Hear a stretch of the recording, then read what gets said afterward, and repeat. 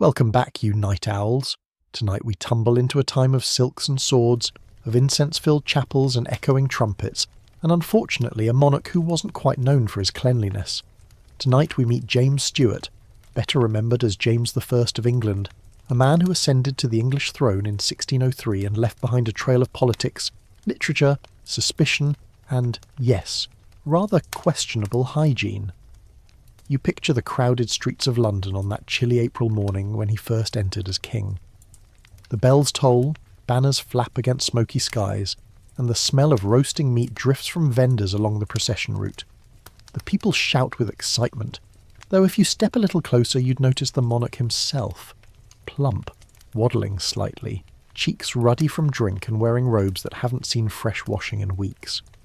You can almost hear the whispered jokes. The Scotsman brings more than his crown. He brings his aroma too.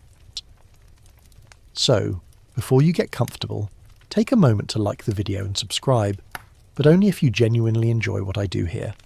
And while you're at it, post your location and local time in the comments. I love seeing where in the world you're listening from. Now dim the lights, maybe turn on a fan for that soft background hum, and let's ease into tonight's journey together. You follow the sound of boots on cobblestones as the Scottish king makes his slow way toward the English crown. Elizabeth I is dead, childless, her once glorious Tudor dynasty now extinguished.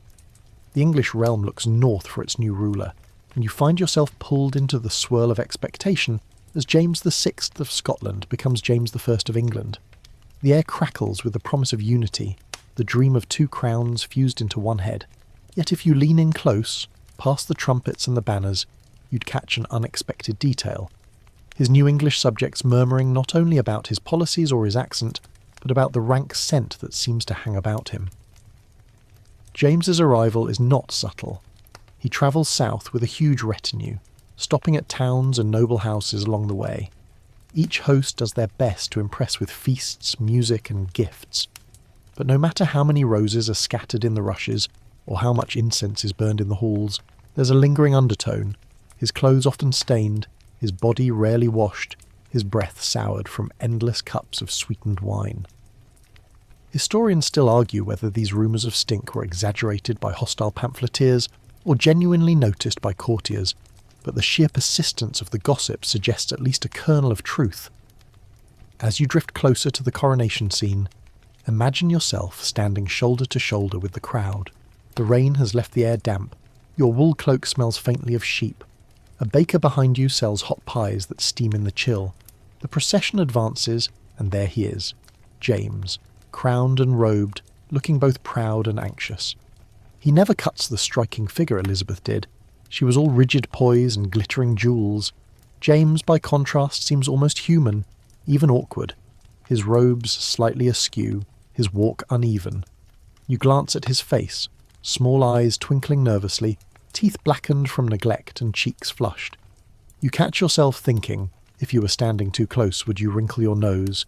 The coronation itself brims with spectacle. At Westminster Abbey, incense fills the vaults, candles smoke, and choirs thunder Latin hymns. You can almost feel the vibration of the organ in your chest. Yet beneath this holy aroma lies a more earthly one, the mingling of unwashed bodies, horses tethered outside, and the king himself, who sweats profusely in the heavy garments.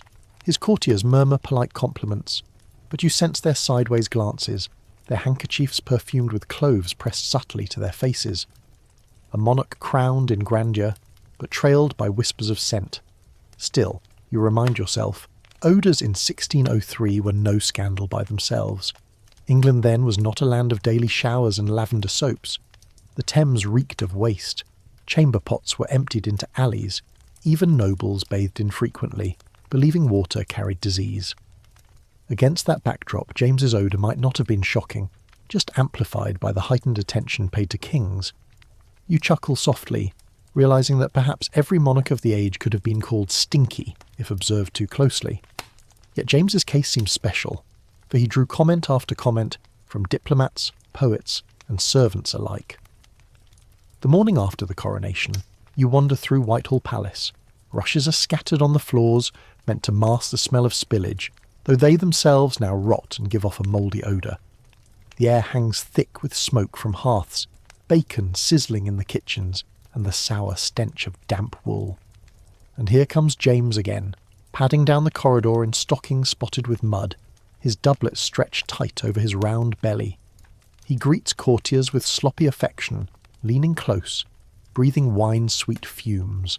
They bow, they flatter, but their eyes flicker toward each other, silent acknowledgement that the king's presence is, well, memorable. James is no fool, though. He knows how to stage magnificence. He orders extravagant feasts, elaborate masques and pageantry to rival the Tudors. But for all the perfume scattered about, you can't help but notice how he himself resists refinement. He scratches constantly. He picks at his teeth, and he dislikes changing his clothes. His hunting boots stay muddy for days. His doublets reek of sweat from long rides. Courtiers may cover the odour with rosewater and musk, but the core remains. It's as though England has crowned not only a new dynasty, but a new scent. Pause here a moment and take in the sensory overload. The trumpets blaring from wooden balconies, the clatter of cups as wine is poured, the smell of wet dogs under the tables, and the king himself sweating under jewels. You wonder, does the crown feel heavier because it sits atop a man whose personal habits are so relentlessly human? Elizabeth's aura had been one of near-mythic majesty. James, with his odours and his awkward gait, feels startlingly ordinary, if ordinary could be so pungent. One fringe tale often repeated is that James believed bathing was unhealthy, preferring instead to rub his skin with linen cloths to cleanse it. This, in theory, wiped away sweat without risking the dangerous chill of water. Whether true or embroidered, the story fits the broader picture of a monarch more at ease with dirt than with dainty perfumes. And so, while his coronation announces a new age, the scent in the air suggests something less glamorous. Historians still argue whether his reputation for foul odour was political propaganda, English pamphleteers mocking the Scottish outsider, or whether it was genuinely as striking as reported. You lean back in your chair, smiling at the thought. Imagine your legacy reduced to whether you smelled more like stale beer or damp wool. Yet in James's case, it seems the whispers stuck. But coronations are not only about scents. You take in the symbolic power, the sacred oil smeared on his forehead, the weight of the orb and sceptre, the thunder of God Save the King. England now had a new sovereign, a man who brought with him not only the promise of union with Scotland, but also a taste for extravagant hunting, theological debates, and, let's be honest, some questionable laundry habits. As the day closes, you trail the crowds leaving Westminster. Rain begins again, and the damp air thickens with smoke, sweat, and horse dung. You pull your cloak tighter, glancing once more at the new monarch. He's seated inside a gilded coach, waving awkwardly, jewels flashing, robes heavy with dampness. The crowd cheers, though some step back as the vehicle rolls past, whispering of his ungainly manners and the strange heaviness of his presence. The Stuart age has begun, an age that will be remembered for drama, literature, political plots, and yes, for one king who was never far from a joke about his smell. As night descends, you picture yourself lying in a draughty chamber, rushes underfoot, the muffled sound of revellers fading down the hall. The coronation feast is over. The plates stacked high with bones, the candles guttering in pools of wax. Outside, the Thames carries its eternal reek. Inside, the king sleeps heavily, boots by his bed still crusted with mud, a faint odour seeping through the chamber. You drift towards sleep, realising you've witnessed not only a historic crowning, but the beginning of a peculiar legend, that of James I, England's stinkiest Stuart monarch. You follow James backward in time, slipping from the damp stone walls of Westminster back to the colder, harsher air of Scotland, where his life began long before he waddled into England with a crown perched on his head.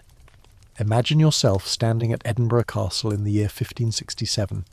Grey skies, gulls wheeling overhead, a chill drizzle clinging to your hair. Here, an infant lies swaddled in cloth.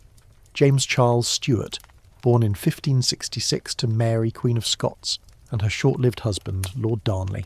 You look down at the tiny figure, unaware that this squirming child will one day unite two crowns, writing himself into the long story of Britain with ink, sweat, and no small amount of odour. From the very beginning, James's life is anything but ordinary. His father, Darnley, is murdered when James is just 8 months old, blown to pieces according to some accounts, or strangled after an explosion, depending on which gossip you prefer. His mother, Mary, Queen of Scots, is forced to abdicate, imprisoned, and eventually flees south, leaving her baby son to rule Scotland as King James VI before he can even toddle. You watch the cradle sway gently, while a circle of hard-faced Scottish lords mutter over the infant king's future. The boy has a crown before he has teeth. Growing up in Scotland means growing up in a land of fierce winds, draughty castles, and nobles who enjoy feuding almost as much as eating. You imagine James toddling through cold stone halls, wrapped in layers of wool, always with a nurse or tutor hovering close by. His childhood is no cosy fairy tale. He is a puppet in the hands of regents, a prize for rival factions, a small boy made to wear the weight of a kingdom on his shoulders. Perhaps this is why he grows into a man simultaneously brilliant and insecure, proud of his intellect yet deeply sensitive to slights. One mainstream historical fact stands clear. James's tutors, especially George Buchanan, hammered into him not just Latin and Greek, but also the harsh lessons of political survival. Buchanan was a stern man, often cruel, and James grew up both hating and admiring him. Picture James as a boy, hunched over manuscripts, ink-stained fingers, the smell of tallow candles filling the air. He learns early that words can be weapons, that scripture and rhetoric can defend a crown as much as swords. His education is rigorous, almost punishing, and it helps explain why James becomes such a prolific writer later in life, penning treatises on monarchy, witchcraft, and even tobacco. But Scotland is no gentle nursery. The air is damp, the fire smoky, and courtiers lean close with beards reeking of ale and breath sour from salted fish. Hygiene is not a strong point anywhere in Europe, but James seems especially careless. He fears baths, convinced that water opens the pores to sickness. Instead, he is rubbed with linen cloths, or perfumed with herbs. You wrinkle your nose as you picture the little king being scrubbed with rough fabric rather than soap, the musty smell lingering even after. This avoidance of water will harden into habit, following him into adulthood and across the border into England. Step outside the castle with him as a child, and you feel the Scottish wind biting through layers of wool. James rides a pony, awkward in the saddle but eager to join the hunt. He is athletic in his own way, fond of hawking and riding, but never graceful. He tires quickly, sweats heavily, and prefers the intellectual chase to the physical one. Still, he hunts to show strength, because a king must be seen outdoors with his nobles, even if his boots remain muddy for days afterward. What is quirky, and perhaps a little sad, is how James develops peculiar mannerisms from his youth, rolling his tongue when nervous, jerking his head, chewing his nails. Courtiers whisper about these tics, interpreting them as signs of weakness or oddity. You picture him as a young man, pacing, fidgeting, scratching at his clothes, and with those mannerisms come rumours of his smell. Perhaps the sweat of nerves, perhaps the result of his refusal to wash. Whatever the reason, the boy who was king grows into a man with a reputation for being less than fragrant. Now, when Elizabeth I dies in 1603, James is no stranger to England. He has been eyeing the throne for years, his claim rooted in his great-grandmother Margaret Tudor, Henry VIII's sister. You imagine him receiving the news in Holyrood House Palace. Elizabeth is gone, the crown of England is his. The rooms around him fill with chatter, papers shuffle, and the smell of damp stone mingles with candle smoke. For James, this is the triumph of a lifetime. For England, it is a gamble, welcoming a Scottish king with a different accent, different habits, and, some say, a different personal odour. Travel south with him once more. You ride in his retinue, your horse plodding through muddy roads. James jokes with his companions, laughter loud, breath carrying across the group. He loves bawdy humour, crude jests, and physical affection. Imagine him slapping a nobleman on the back, pulling him close in a sweaty embrace. The courtiers smile, though some discreetly dab at their perfumed gloves to mask what they smell. He is generous with his affection, and it is disarming. He seems almost more like a neighbour than a king, but neighbours, as you know, sometimes carry aromas you'd rather not linger on. Historians still argue whether James's lack of refinement was deliberate, a kind of anti-Tudor performance. Elizabeth had been polished, theatrical, aloof. James might have wanted to appear approachable, down to earth. A king who preferred hunting boots to jewelled slippers. If so, the strategy backfired. Many English courtiers found him vulgar, even animal-like. They muttered about his appearance, legs too thin for his bulky torso, beard unkempt, clothes dirty, and yes, his smell. Whether propaganda or truth, the perception hardened quickly. England had gained a king who could quote scripture brilliantly but couldn't be bothered to change his shirt. As you ride south, note the contrast between his Scottish roots and English expectations. In Scotland, nobles were used to rough manners. In England, the court still remembered Elizabeth's rigid pageantry, her perfume-drenched chambers, her insistence on order. James burst into this world like a storm from the north, boisterous, affectionate, careless, and scented more of sweat than roses. His Scottish upbringing shaped him into this man, intelligent, insecure, affectionate, and, in matters of hygiene, a little stubborn. Imagine arriving at Theobald's house, one of the grand estates where he paused on the way to London. The hall smell of rosemary and sweet herbs scattered on the floors, meant to please the new monarch. James enters, his boots muddy, his doublet stretched, his laugh echoing. The courtiers exchange glances. This is no elegant queen. They now have a king whose Scottish roots show in every gesture, every smell. You lie in bed that night, thinking about how strange it must have felt for the English to welcome him. They had lost Elizabeth, the Virgin Queen, the majestic icon who ruled alone. In her place, they gained James, a man with a wife, children, and a rather strong personal presence. For some, it was disappointing. For others, it was refreshing. For you, following in the shadows, it is unforgettable. Because with James, the atmosphere is never neutral. As you drift into sleep, the echoes of Scotland remain. The cold stone castles, the stern tutors, the muddy hunts, the nervous ticks. All of it led here, to this moment, to this king whose Scottish roots and English throne would define an age. And if you notice the musty smell clinging to your cloak after spending time near him, well, consider it the scent of history. You step quietly into the private world of James Stuart, and immediately your senses are overwhelmed, not by gold and jewels, though those are scattered about, but by the unmistakable reality of a king who simply does not wash. You've followed him through his coronation, traced his Scottish roots, and now you're close enough to observe the rhythm of his days, the intimate patterns of his royal routine. If you imagined a monarch beginning his morning with attendants carrying silver basins of hot water, scented oils, and delicate cloths, you may need to adjust your picture. For James I, cleanliness is a matter of superstition, not soap. The day begins early, before dawn, when candles still sputter and the palace smells of yesterday's fire. James's chamber is stuffy, rushes underfoot already damp with spilled wine and scraps of food. You imagine the odour of smouldering tallow, the tang of chamber pots tucked behind curtains, and there, his boots left uncleaned, leather stiff with mud and sweat. An attendant enters, bowing deeply, but there is no steaming bath waiting. Instead, James rises stiffly, scratches his legs, and wipes his face with a coarse linen cloth. That is his version of washing. Friction, not water. He believes bathing opens the pores to illness, a common belief of his age, but one he clings to with conviction. And so the linen rub is considered enough. You can almost hear the cloth rasping over his skin, smell the stale sweat it absorbs, feel the reluctance to let water touch his body. Breakfast follows, not the neat arrangement of eggs and fruit you might expect, but meat-heavy platters, bread torn by hand, cups of sweetened wine. James is fond of drinking early, a habit that perfumes his breath with a sour, sweet odour before the sun even rises. You sit across from him at the heavy oak table, your eyes drawn to the crumbs caught in his beard, the grease shining on his fingers. He laughs heartily, slapping the table, leaning close to whisper jokes to his favourites.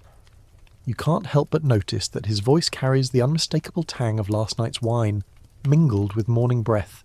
Courtiers politely smile, nodding at the jokes, while some discreetly lift perfumed gloves to their faces.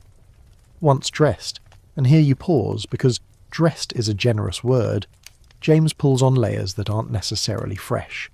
His doublets are known to be worn again and again without washing, patched rather than replaced. His hunting boots remain muddy long after a ride. He enjoys fine fabrics, yes, but not the maintenance they require. Silk and velvet grow heavy with sweat, and you wonder how many layers have absorbed his odour over weeks. Attendants lace him into stiff collars and ruffs, dabbing him with herbs and perfumes, but the cover is never perfect. You walk behind him, feeling the warm wave of musk and damp cloth that accompanies every step.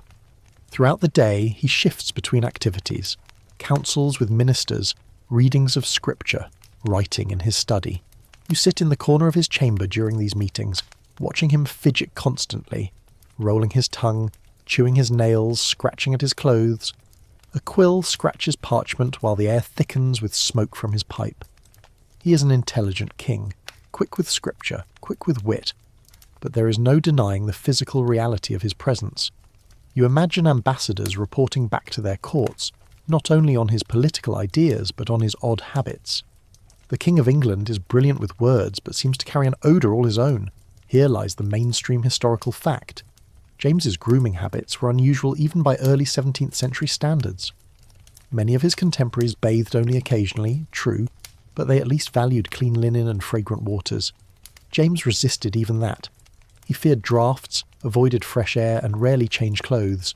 His belief that water was dangerous kept him wrapped in layers of sweat-soaked fabric, creating the reputation that followed him like a shadow. Quirky details surface when you look closer. For instance, James had a peculiar fondness for touching people, leaning close, embracing, even slobbering kisses on favourites. In an age where kings were expected to remain aloof, he delighted in physical closeness. Imagine how this felt for courtiers forced into his arms, the smell of wine and unwashed cloth pressing near, his beard tickling their cheeks. Some found it endearing, others wrote about it with thinly veiled disgust. His daily routine was not only unwashed but also unusually tactile, spreading that reality into every interaction. You follow him to the hunting field, where he spends hours on horseback sweating heavily, his cloak damp against his back.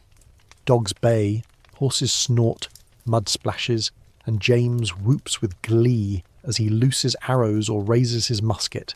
When he returns, his boots are caked with muck, his stockings soaked, and yet he resists changing. The odour of horse, dog, and sweat clings to him all day, blending with the already sour layers beneath. At supper, he sits proudly, still in the same hunting clothes, grease dripping from roasted meat staining his sleeves. You shake your head, thinking, even for the 17th century this seems excessive. Historians still argue whether his unwashed state was exaggerated by critics who wanted to undermine his dignity. After all, Elizabethan propaganda against Mary, Queen of Scots, had painted her as loose and unclean. Was James suffering from a continuation of such insults? Perhaps. But the sheer number of accounts describing his neglect suggests that there is truth beneath the mockery.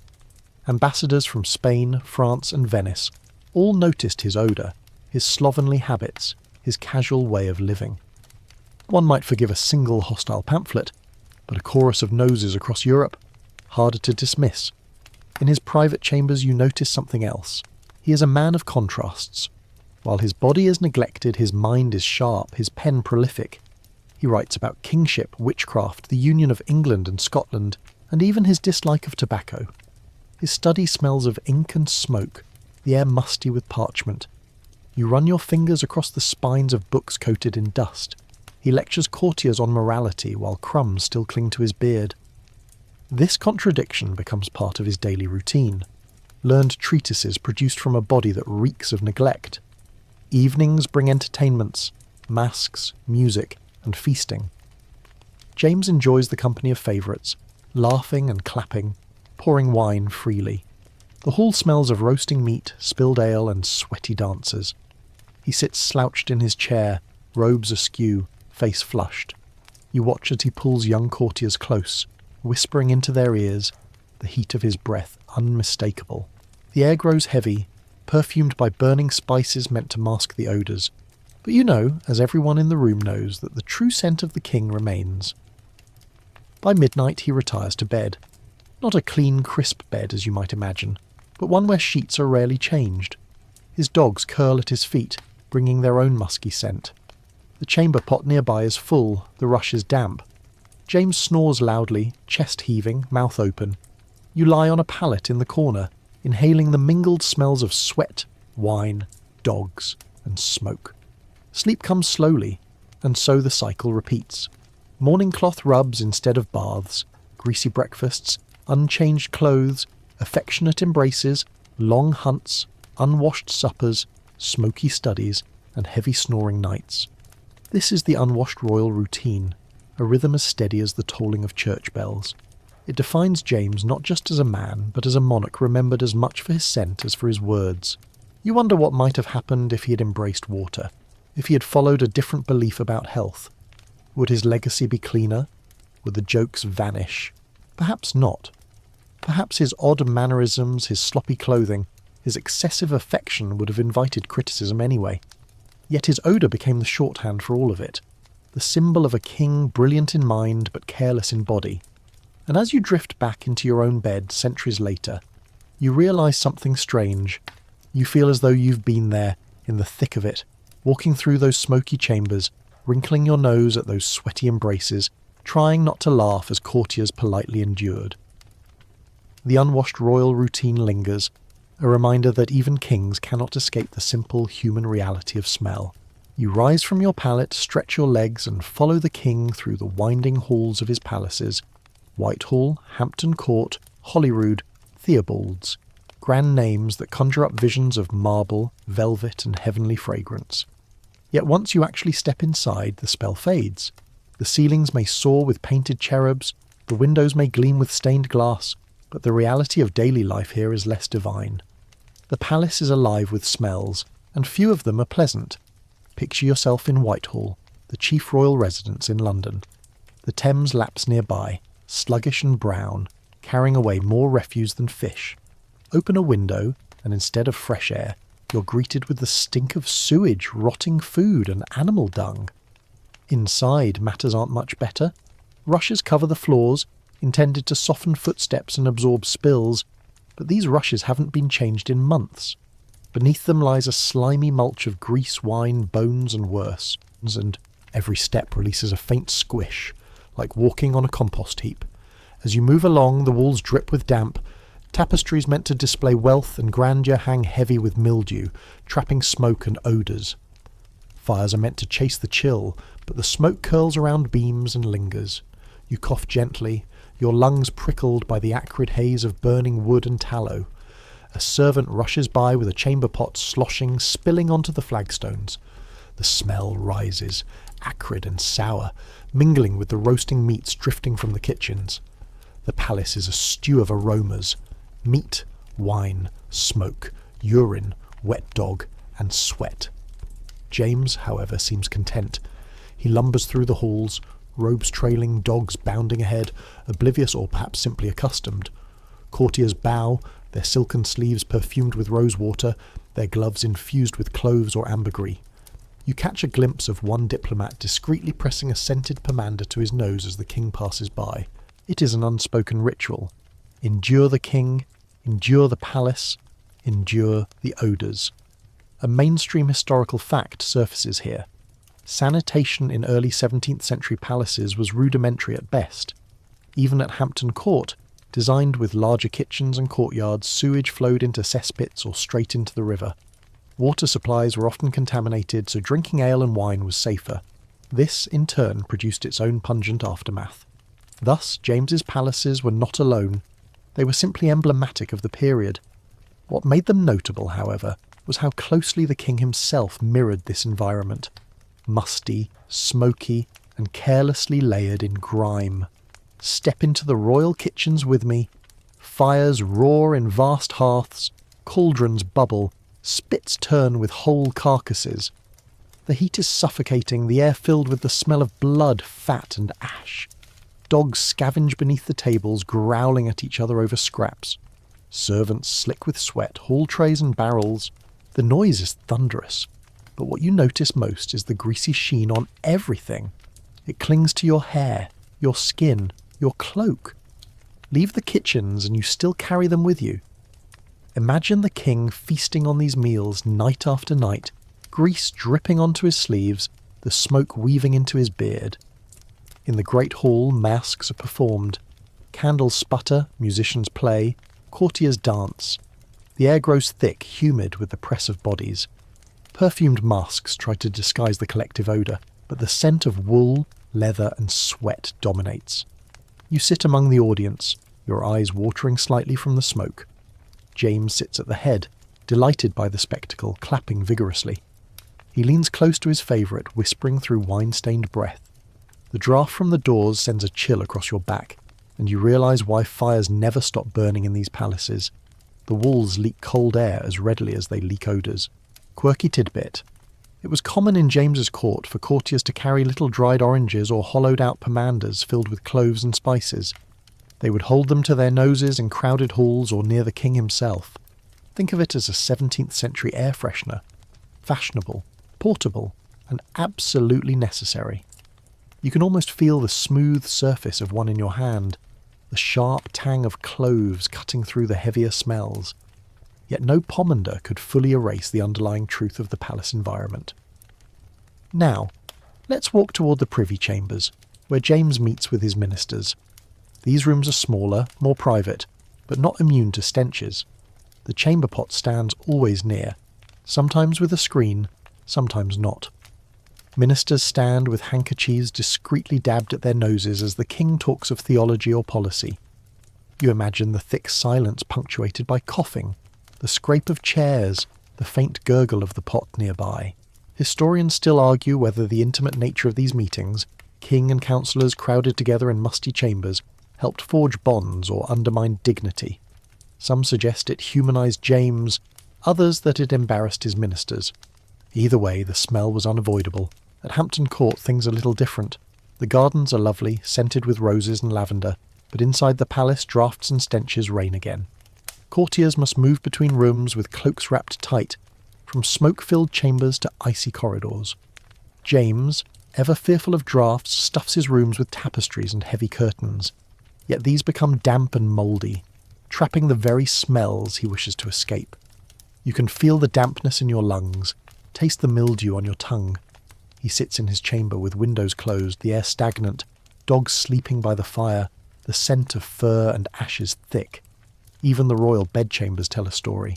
The sheets are not changed daily, sometimes not even weekly. Dogs curl on the covers, leaving hair and smell behind. Chamber pots overflow on cold nights. James snores heavily, blankets damp with sweat. When he rises, the room is close, heavy, airless. You shift uncomfortably, imagining trying to breathe in such a space. Yet to James, it is normal, almost comforting. There is something striking here. The palaces reflect their master. Draughty yet oppressive, grand yet grimy, filled with splendour and stench in equal measure. Visitors may admire the carved ceilings, the gilded furniture, the glittering masks. But they leave with another memory too, the unmistakable sensory weight of the place. Just as James himself was brilliant with words but careless with his body, so too were his palaces, dazzling in display but lacking in comfort. And amid these draughts and stenches life goes on. Servants scurry, dogs bark, courtiers whisper, ambassadors write letters describing the scene. You sit by the fire, cloak pulled tight, eyes stinging from smoke, wondering how anyone could spend day after day here. Yet James does, cheerfully, oblivious or indifferent, as though the atmosphere was simply part of kingship itself. As night falls, you wander the corridors once more. Candles flicker, shadows stretch, the air grows colder. You pass rooms where servants sleep on pallets, their breath adding to the collective fug. Somewhere a lute plays softly, half-tuned, the notes drifting through smoke. You pull your cloak tighter, trying to keep the smells at bay, but it is useless. They cling to you now, in your hair, your clothes, your very skin, and you realise that this too is part of the story. A palace of draughts and stenches where even memory is scented. You settle into sleep imagining yourself there. Under heavy tapestries, dogs curled at your feet, smoke in your lungs, mildew in your nose. You cough softly, adjust your blanket and drift into the uneasy dreams of someone who has walked the palaces of James I. Places beautiful in pictures but unforgettable in smell. The palace never truly sleeps, and neither do you. Tonight the air hums with excitement. There is a masque being prepared in James's honour, and courtiers bustle about like bees in a hive. You slip into the gallery, watching as tapestries are pulled back to reveal painted sets. Musicians tune their viols and noblemen and women chatter eagerly. The promise of song, dance and drama fills the air, but so too does the less glamorous reality, the unmistakable melange of odours that defines life at court. Imagine yourself seated on a wooden bench, squeezed shoulder to shoulder with courtiers wrapped in satin and brocade. They glitter in jewels, yet their perfumes compete with the sweat beneath. The hall is warm, the air still. Candle smoke curls upward, mingling with the faint tang of wine already spilled on the rushes. Behind you, a nobleman's dog scratches itself, the musky scent of fur wafting through, and at the centre of it all James himself sits slouched on his throne-like chair, already flushed from drink, his collar askew, his presence both magnetic and malodorous. The masque begins. Dancers twirl in the elaborate costumes, faces covered with painted masks. Incense is burned to sweeten the atmosphere, though it does little more than add another layer to the stew of smells. The audience applauds politely, though many dab perfumed handkerchiefs against their noses. You can feel the tension. Everyone wants to be near the king, yet no one wishes to be too near. James, meanwhile, roars with laughter at bawdy jokes embedded in the performance, clapping his hands, his voice booming across the chamber.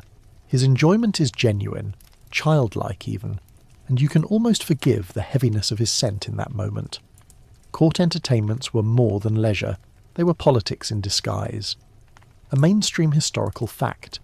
James's masques often served as elaborate propaganda celebrating peace, unity, and the divine right of kings.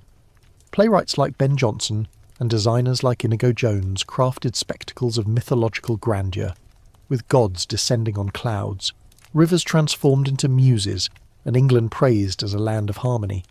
Yet behind the poetry and painted scenery, you're reminded constantly of the earthy truth. Courtiers elbowing for space, dogs yapping, and the faint reek of stale ale. After the masque, feasting begins. Long tables groan with roasted meats, spiced pies, sugared fruits. You reach for a piece of bread, but your hand comes away greasy from the table. The smell of roasting beef and venison mingles with the sour odour of half-drunk cups abandoned along the rushes. Courtiers laugh loudly, goblets sloshing, while servants hurry to refill platters. James himself tucks in heartily, grease dripping into his beard, crumbs catching in the folds of his ruff. He chews noisily, swallows quickly, and leans across to speak to a favourite, his breath a pungent mix of wine, garlic, and unwashed teeth. Here lies a quirky tidbit. James adored hunting, and he often insisted that game he had personally killed be served at court feasts. Imagine him boasting loudly as venison is carried in, his eyes twinkling with pride, though his clothes still smell faintly of horse sweat and dog fur from the hunt earlier that day. He waves a greasy hand, boasting of the chase, while courtiers politely praise the flavour of the meat. You suspect that some of them silently wish for a fresh breeze rather than another bite. The musicians strike up again, filling the hall with lively tunes. Courtiers dance, their movements stirring the air, sending waves of perfume and sweat toward you. The floor beneath your shoes is sticky with spilled wine, the rushes sodden. James claps along, delighted, though his jerky, awkward motions make some smile behind their hands. He's not graceful, but he is enthusiastic, and in his enthusiasm there is an infectious charm. You can't help but laugh softly, even as you pull your cloak closer to shield yourself from the heat and smell. Historians still argue whether these entertainments were genuinely enjoyed by James, or whether they were endured as obligations of kingship. Some claim he relished them, others that he found them tedious and merely drank to pass the time. Watching him now, cheeks flushed, eyes bright, laughter loud, you suspect the truth lies in the middle. He enjoys the company, the spectacle, the noise, but perhaps not the art itself. His attention often drifts, his hands busy with food or fondling his dogs, his breath fogging in the candlelight. Later in the evening the hall grows stifling. The fires roar to fight the chill draughts, but the heat only magnifies the odours. The smell of sweat rises like mist, heavy and unavoidable. Courtiers whisper complaints behind fans, but none dare leave while the king remains. You glance at James, who is wholly unbothered, gnawing on a bone, his dog snapping at scraps beneath the table. He wipes his hands on his doublet, unconcerned, while a servant timidly approaches with a basin of rose water. He dips his fingers briefly, then dries them on his sleeve, leaving a faint trail of grease. You slip out for air, stepping into a cold corridor. The contrast is shocking. The icy draught feels clean, though tinged with the musty smell of damp stone. Your lungs expand gratefully, but even here you cannot entirely escape. The smell of smoke follows you, the memory of sweat clings to your cloak, and you realise that for courtiers this was nightly reality. To bask in the king's presence was also to endure the sensory toll of his court. When you return, the entertainment has shifted. Now James calls for jesters and musicians. A lute strums, a fool capers, and the king howls with laughter, slapping his knee. He reaches for another cup of wine, spilling some onto the rushes, then pulls a favourite into a half embrace. The young man stiffens slightly but smiles obediently, the smell of the king's breath clearly reaching him. You see the moment he discreetly shifts away, only to be pulled back again. It is a ritual of affection and endurance. As midnight approaches, the feasting winds down. Candles gutter low, the hall reeks of spilled drink and cold meat. Servants begin clearing, their faces weary, while courtiers bow their way out, eager for fresh air. James lingers, still talking, still laughing, unwilling to end the night. You watch him at last rise unsteadily, leaning on a servant's arm, his robes stained, his beard crusted with crumbs. He staggers toward his chamber, dogs at his heels, leaving behind a hall that smells of excess and exhaustion. You lie awake later, your body heavy with fatigue, your nose still filled with the scents of the evening. The music still echoes faintly, but what lingers stronger is the memory of odours, the incense failing to mask sweat, the roast meat gone cold, the king's laughter carried on a wave of sour wine breath. And you understand that at James's court entertainments and odours are inseparable, two sides of the same coin, forever fused in memory.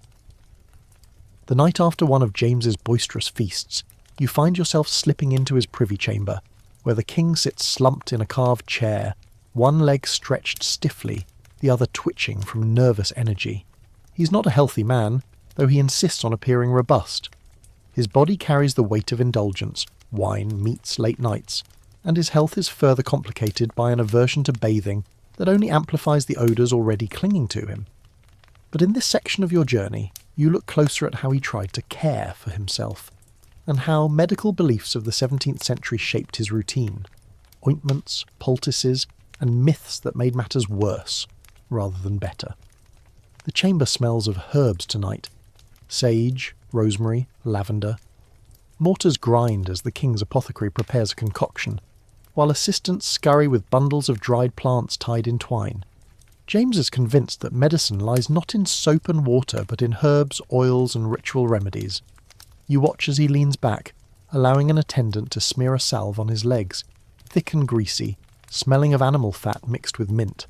The ointment is meant to soothe his chronic joint pain, but the effect on the nose is unforgettable, a rancid, fatty smell undercut by a sharp herbal tang. You catch yourself holding your breath. Mainstream historical fact: James was plagued by poor health throughout his life. He suffered from arthritis, gout, kidney problems, and fainting fits.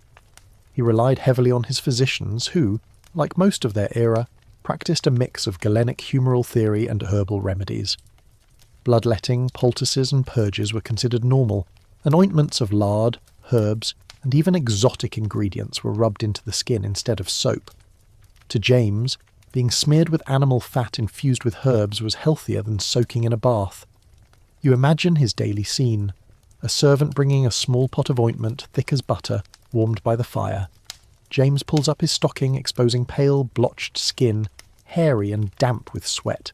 The ointment is smeared generously, leaving a glistening sheen that mixes with the natural oils already there. The smell fills the room, and dogs sniff curiously, their tails wagging. You want to step back, but you are trapped in the intimate reality of a king who treats his body as a canvas for unguents rather than soap. Quirky tidbit: James was deeply fascinated by witchcraft and wrote his own treatise, Demonology, in which he condemned witches and their supposed potions. Yet ironically, his own daily life was filled with charms, cures, and ointments that looked suspiciously like the very things he denounced. Herbal mixtures, charms against draughts, prayers whispered over ointments. His household blurred the line between medicine and magic. You can almost laugh at the contradiction. The king hunting witches while himself relying on poultices that smelled like something from a witch's cauldron. Imagine the kitchens turned into apothecaries, cauldrons boiling not with soup but with decoctions of comfrey, fennel and rosewater. Servants hang herbs in doorways to ward off disease, the air heavy with their resinous tang. James walks through, nodding approval, a pomander at his waist filled with cloves and nutmeg. He trusts the scent of spices to shield him from plague, and he presses them to his nose whenever he feels a draught. Historians still argue whether James's reliance on such remedies was excessive compared to his contemporaries, or simply typical of the age. Some suggest his obsession with health reflected his deep insecurity, having nearly died in infancy and grown up under constant threat.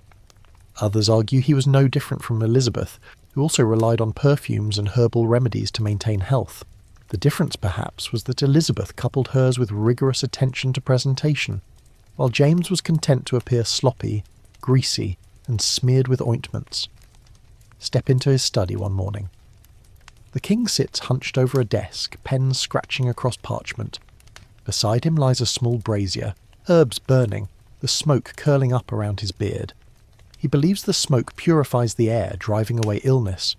The room is close, heavy with the smell of rosemary and sage layered over the lingering odour of unwashed clothes. You can taste the herbs in the back of your throat, sharp and acrid. James seems comforted, his nerves soothed, as though the smoke were a protective blanket. Later, you follow him into the hunting field.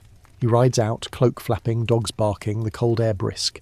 He sweats heavily, breath steaming, and when he returns his boots are soaked, his clothes muddy. Instead of changing, he sits by the fire, rubbing his arms while a servant brings a jar of ointment to ward off the chill. Greasy hands smear it onto his chest, leaving dark stains on his doublet. The smell fills the chamber once more. Fat, herbs, sweat, smoke.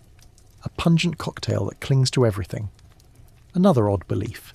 James, like many of his contemporaries, distrusted fresh water, but valued sweet waters, made of distilled herbs. He might dab them on his face or ruff, more perfume than cleanser. You imagine him splashing rosewater onto a collar already stained with grease, the scent briefly overpowering the sourness before fading into it. Courtiers smile, bow, and pretend not to notice. But you notice sitting nearby, feeling the competing aromas wage war in the air.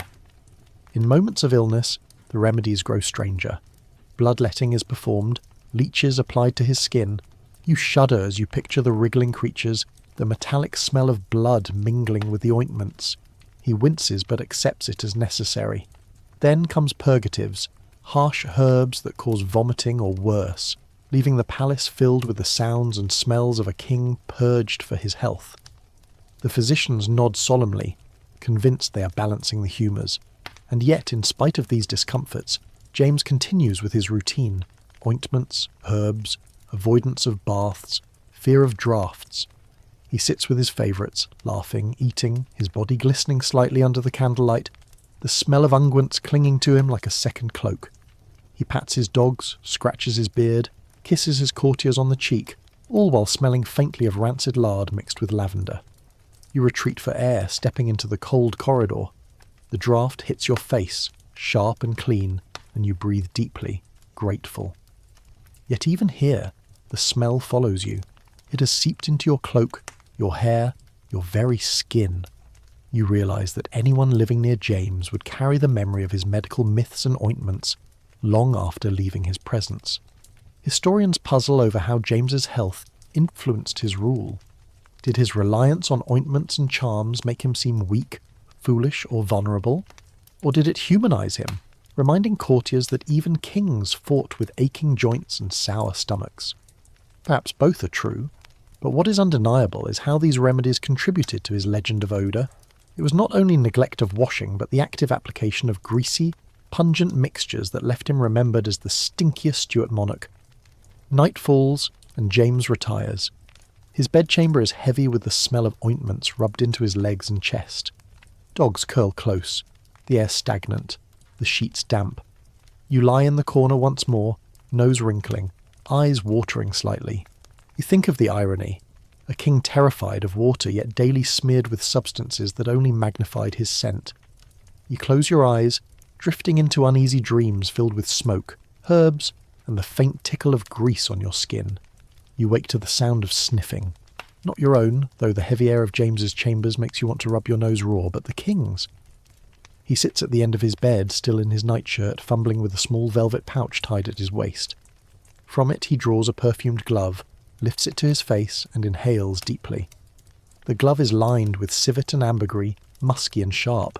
His eyelids flutter with relief. James may avoid soap and water, but he is obsessed with smells, an irony you can't help but appreciate as you watch him savour his daily olfactory rituals. The Stuart Monarch's nose is more than a piece of anatomy. It is a barometer of his mood. He detests strong odours of filth, yet never considers the possibility that he himself contributes to them. Instead, he drowns the air around him in sachets of herbs, pomanders filled with cloves, and scented gloves imported from Italy. You can almost hear the rustle as he fumbles with them throughout the day, bringing them to his nose whenever a whiff of sewage or sweat intrudes. The irony is as thick as the perfume itself. A king who smells badly but cannot bear to smell bad things. Mainstream historical fact. The fashion of perfumed gloves was wildly popular in early 17th century Europe, particularly at the English court. These gloves were soaked in aromatic oils and stitched with herbs. They were not only accessories but also status symbols, gifts exchanged between monarchs and nobles. James adored them. Foreign ambassadors often brought him perfumed gloves as diplomatic offerings, knowing they pleased him more than jewels. You picture him slipping a pair onto his stubby fingers, raising them to his face with an almost childlike grin. Quirky tidbit. James kept sachets of herbs in his clothing, sometimes sewn directly into the lining of his doublets. Rosemary, lavender, and sweet marjoram were his favourites. Servants stitched them in discreet pockets, so he carried a mobile garden wherever he went. Imagine leaning close for a royal embrace, only to be hit with the confusing clash of sweaty wool and crushed lavender. Courtiers murmured polite admiration, though some joked quietly that the herbs fought a losing battle. As you follow him through Whitehall's galleries, the contradiction becomes clearer. James pulls out a pomander, an orange studded with cloves wrapped in gilt wire, and sniffs it repeatedly. He claims it protects him from plague, purifies the air, and steadies his nerves. Meanwhile, his stockings sag with dirt, and his doublet is stained from last night's feast. You watch him press the pomander to his nose as if the world stank, oblivious to the fact that the scent most troubling the room comes from him. Historians still argue whether James's obsession with scents was born of genuine medical fear or simply fashion. Some suggest his terror of disease, especially plague, made him cling to perfumes as protective charms. Others think he simply liked them, finding pleasure in the luxury of spices imported from across the globe. You suspect it was both, a man of deep anxieties soothed by sensory indulgence. Either way, the paradox defines him. Picture the council chamber. Ministers stand in heavy robes, ink pots and papers clutter the table. The air is thick with candle smoke. James sits at the head, fidgeting, rolling his tongue, reaching constantly for a perfume glove. He lifts it to his face whenever the discussion grows heated, breathing deeply. You can feel the frustration of the ministers, who must lean in to hear him over his mumbling speech while enduring the smell of wine-stale breath mixed with cloves. They nod gravely, though in their diaries they later note the oddity of a king forever sniffing at his gloves. Sometimes the king himself remarks on odours around him. He complains of dampness in chambers, of smoke in halls, of the stink of commoners pressing too near. Yet he never acknowledges the whispers that his own breath carries an unforgettable tang of rotten sugar, the result of rotten teeth and endless cups of sweetened wine.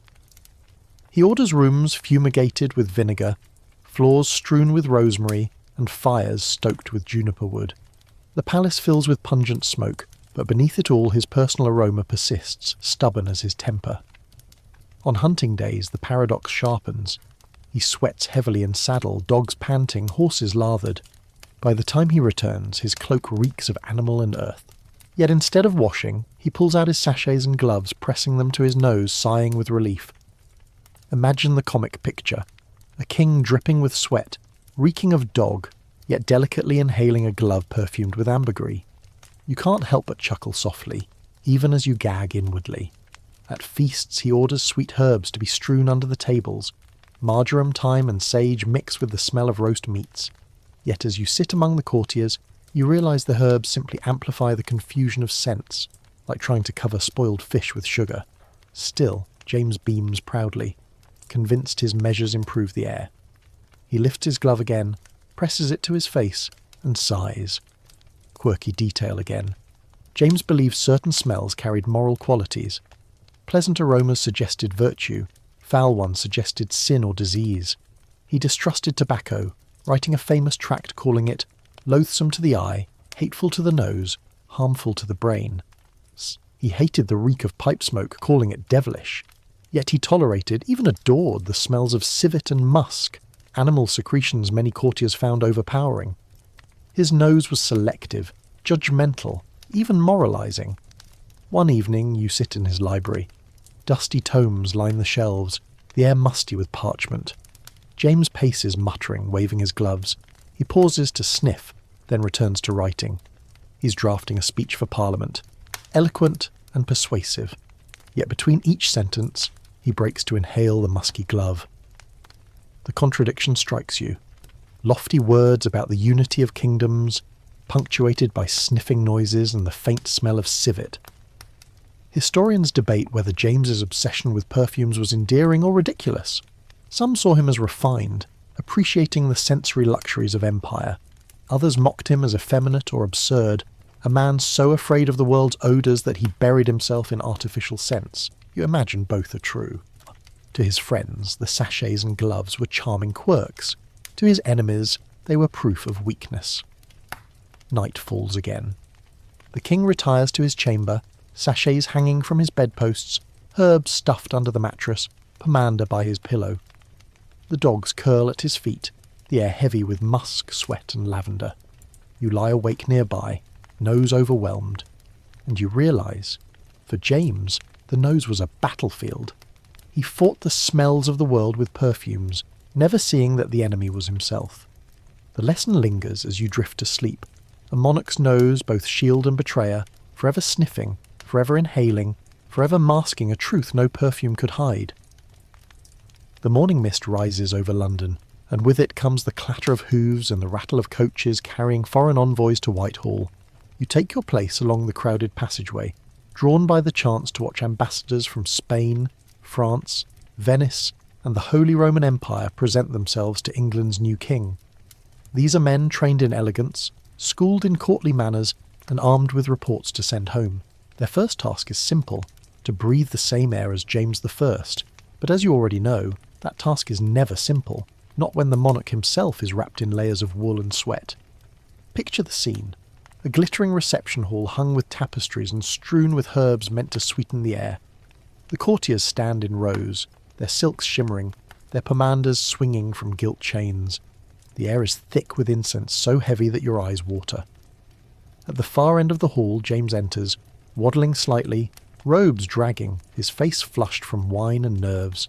He raises his hand in greeting, and as the diplomats bow deeply, you notice them hesitate just a fraction too long before leaning forward. They know what is coming.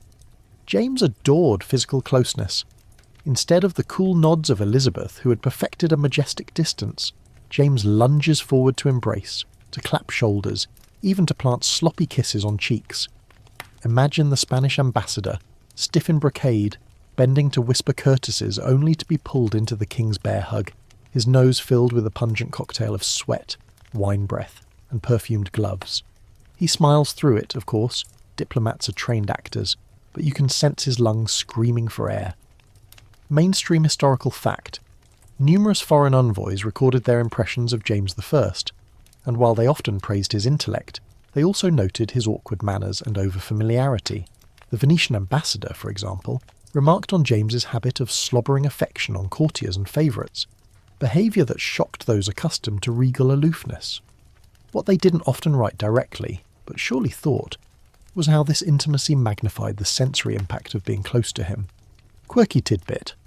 One French envoy, upon returning home, allegedly described James's court as a place where the incense fights a losing battle. Whether he meant the literal incense burning during ceremonies, or the metaphorical incense of flattery failing to mask the king's flaws is uncertain, but either way you chuckle at the honesty. You can almost hear the sigh of relief when such men return to their coaches and gulped fresh air after their audiences. You follow the Venetian ambassador into a private audience. The room is smaller, less well ventilated, its windows shut against draughts. Tapestries hang heavy on the walls, smelling faintly of mildew. James sits in a padded chair, his legs splayed, one hand fiddling with his beard. The ambassador bows, begins his speech and leans forward. Too far, for James interrupts with a sudden hug, patting his back, pressing his cheek to his. You watch the ambassador's eyes flicker for an instant, betraying the discomfort. When James pulls away, laughing loudly, the envoy discreetly dabs a perfumed cloth against his face. Historians still argue whether these uncomfortable encounters harmed James's diplomatic standing. Some suggest foreign envoys mocked him privately, weakening England's image abroad. Others argue that his reputation for brilliance in theological debate overshadowed his eccentric manners. Either way, first impressions mattered, and James's first impressions were often scented less of majesty than of musk. You walk with the French ambassador later that day as he steps into the gardens for air. He sighs heavily, drawing his cloak around him, and mutters under his breath about the king's strange ways. You catch fragments. Too familiar, too damp, cloves and sweat. He looks at the roses, inhales deeply, and seems to steady himself before returning inside. It strikes you that James's reputation was being written not only in treaties, but in the private notebooks of men wrinkling their noses. At a banquet held for the ambassadors, the theatre repeats. Platters of roasted game are laid before them, pies stuffed with venison and eels, sugar confections glistening. The smell is overwhelming. Meat, grease, wine, and smoke. James eats heartily, grease shining on his lips, while leaning across to shout jokes. The diplomats laugh politely, though you notice their fans fluttering faster, their gloves pressed discreetly to their noses.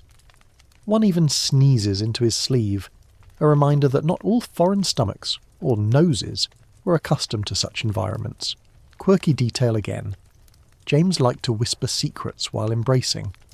Imagine an envoy, struggling to translate Latin phrases, suddenly grabbed into a hug and having a confidential thought slurred into his ear, delivered on a wave of stale garlic breath. The information might be politically useful, but the delivery ensures it is also unforgettable. You almost admire the king's nerve.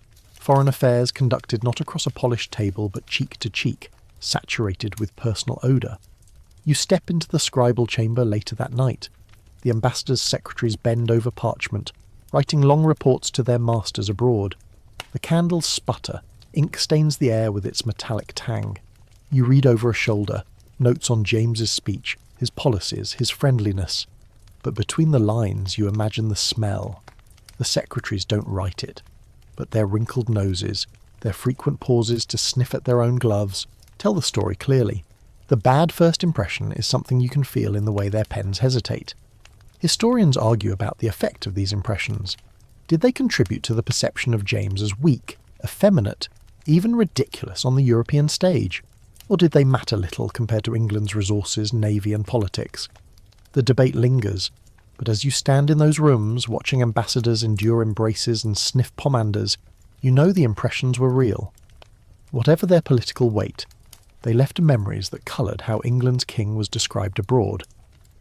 One evening, after an especially long audience, you find yourself walking behind the Spanish envoy as he returns to his lodgings. He pulls off his cloak, shakes it vigorously, and mutters something about dogs and smoke. You laugh quietly, realising he's not only shaking off soot but also trying to free himself of the king's scent, which has clung like a stubborn guest. He leans out of the window, gulping night air, and for the first time all day looks genuinely relieved. And so you drift to sleep again, thinking about how much of diplomacy depended not on words, but on noses. James's brilliance in argument, his skill in theology, his vision for unity, all too often were introduced to foreign visitors by a hug, a kiss, and a smell that no perfumed glove could erase. First impressions matter, and with James, first impressions came scented with history. You awaken to the sound of children laughing in the courtyards of Whitehall, and for a moment the air feels lighter, fresher, as if innocence itself has brushed against the damp stone walls. Yet when you follow the sound, stepping into the private apartments of James I and his family, you realise the domestic world of the Stuarts carried with it the same contradictions that define the king himself. Tenderness and tension, brilliance and neglect, and yes, the lingering presence of smells that no tapestry or incense could entirely disguise.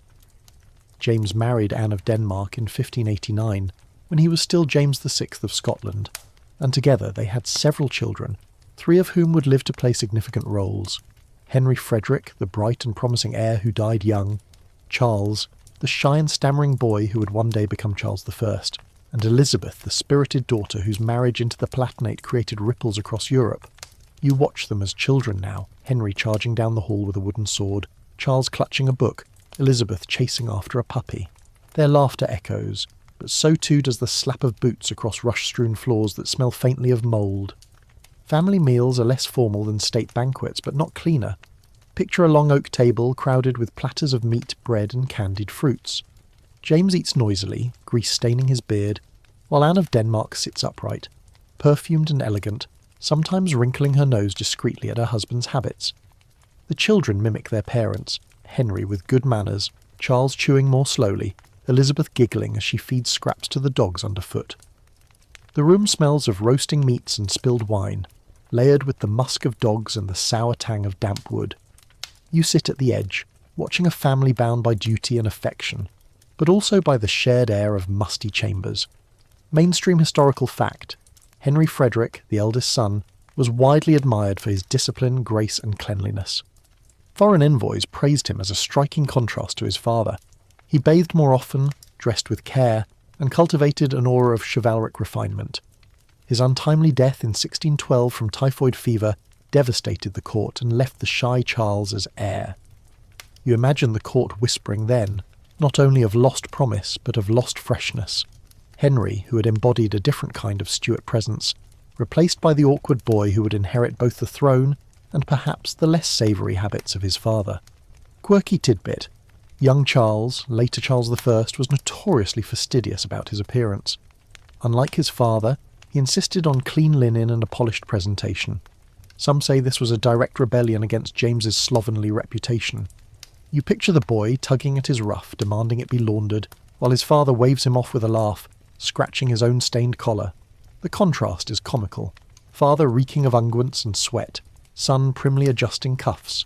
Perhaps Charles's obsession with order and neatness as king, extending even to the rigid formalities that alienated Parliament, was born here in the smelly shadow of his father's habits.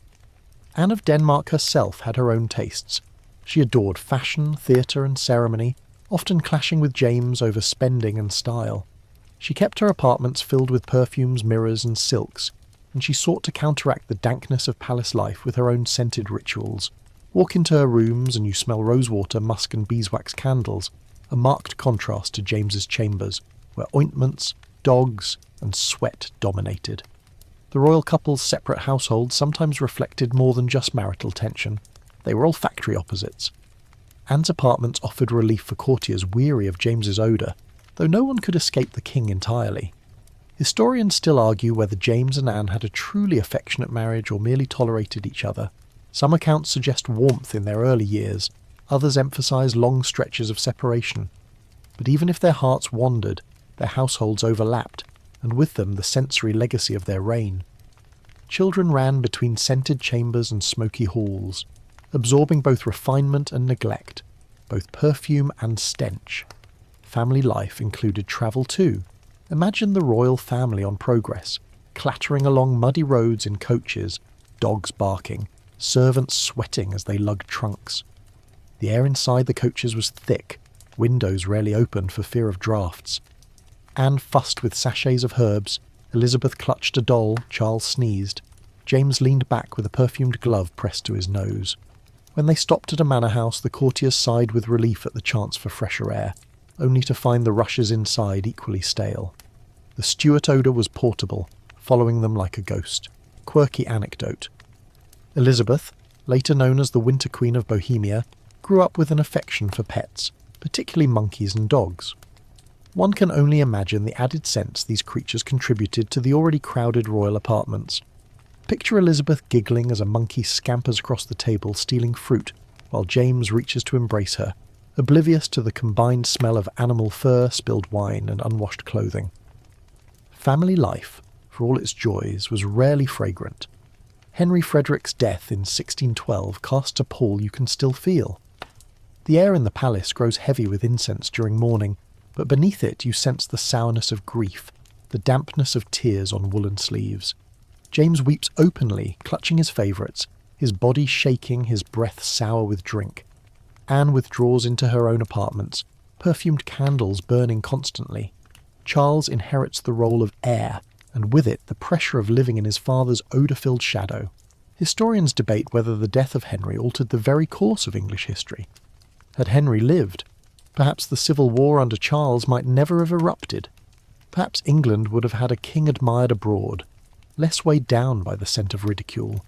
But instead, the legacy passed to Charles, who would be remembered for rigidity and failure, though at least he smelled better.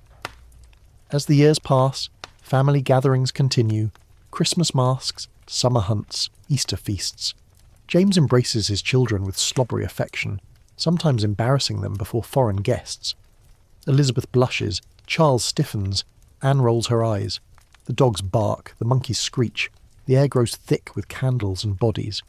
You sit quietly, observing how odour becomes part of the family legacy, not just James's smell, but the contrast it created in his children's lives. At night you walk the palace corridors, hearing the muffled sounds of the royal family behind closed doors. From Anne's apartments drifts the scent of roses, from James's the musk of dogs and ointments.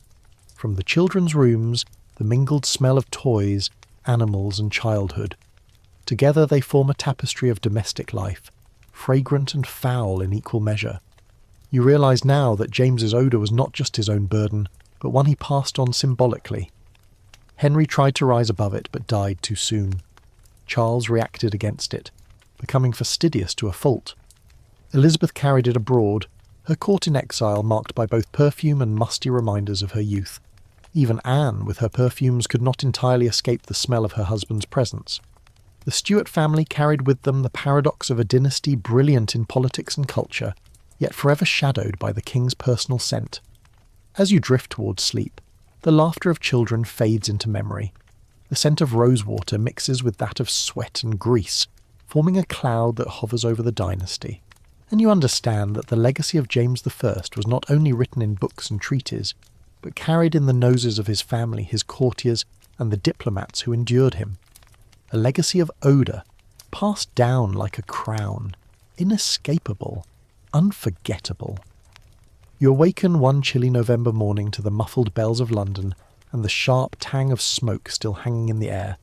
The year is 1605, and though the day begins like any other, you sense something different, an uneasiness, as if the very stones of the city are whispering of disaster narrowly averted. You follow the crowd surging toward Westminster, where soldiers and townsfolk gather to hear rumours of a plot so bold it might have blown King and Parliament sky high. This is the gunpowder plot, and as you lean close to catch the stories, the smell of singed powder seems to cling to everything, mingling with the ever-present odours of damp wool, sweat and smoke from 1,000 hearths. Picture the undercroft beneath Parliament, barrels stacked neatly, their wooden staves rough to the touch, their contents deadly. The smell of sulphur and charcoal lingers, acrid and unmistakable. Guy Fawkes, grim and bearded, crouched among them just hours before discovery, must have reeked of powder and oil, his fingers stained black. When the guards burst in, the scent was the first evidence, the tang of danger in the air. You imagine yourself stumbling down those steps, nose wrinkling, realising that one spark could have ended not only James's reign, but the Stuart dynasty itself. Mainstream historical fact. On November 5th, 1605, the gunpowder plot was foiled when Guy Fawkes was discovered guarding 36 barrels of gunpowder, enough to obliterate the Palace of Westminster. The conspirators, Catholic gentlemen angry at James's policies, intended to kill king, lords and commons in one fiery blast. Their failure became a defining moment of James's reign, celebrated for centuries afterward with bonfires and fireworks. Yet standing in the smoky aftermath, you can't help but notice how the drama of fire and powder overlays James's personal atmosphere. The king himself emerges shaken but triumphant, cloaked in heavy robes, cheeks flushed.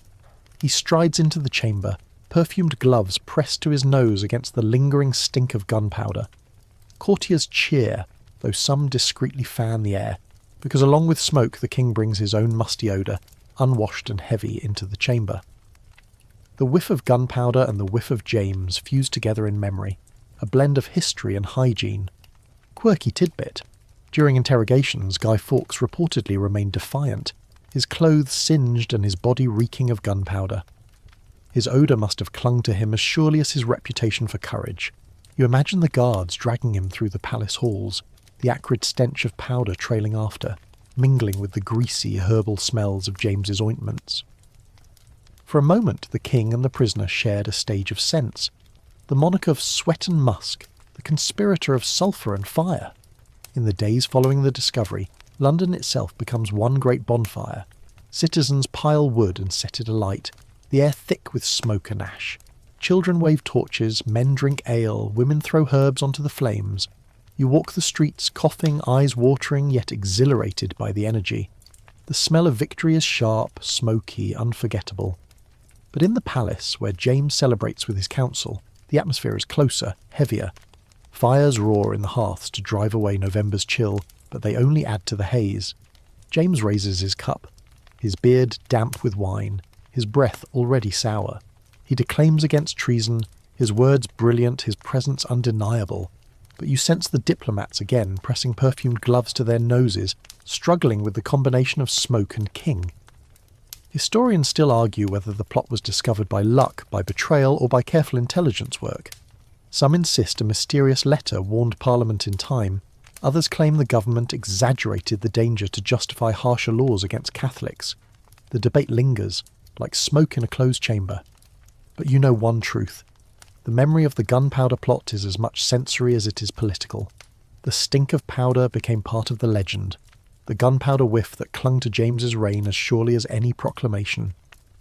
You follow the king into St. Paul's Cathedral, where Thanksgiving services are held. The great stone vaults echo with chants and organ music, the air filled with incense meant to purify the space. The faithful kneel, heads bowed. James sits proudly, though you notice him shifting uncomfortably in his seat, tugging at a stained doublet, scratching his beard. The incense clouds rise, but even here, amid holy smoke, you catch that familiar personal odour. You smile wryly. Not even the prayers of a nation can cover everything. That night, bonfires blaze across the city. You stand among the crowds, the fire crackling, the smell of burning wood and fireworks filling your nose. Children shout, dogs bark, sparks rise like stars. Someone throws an effigy of the Pope onto the flames, and the crowd roars approval.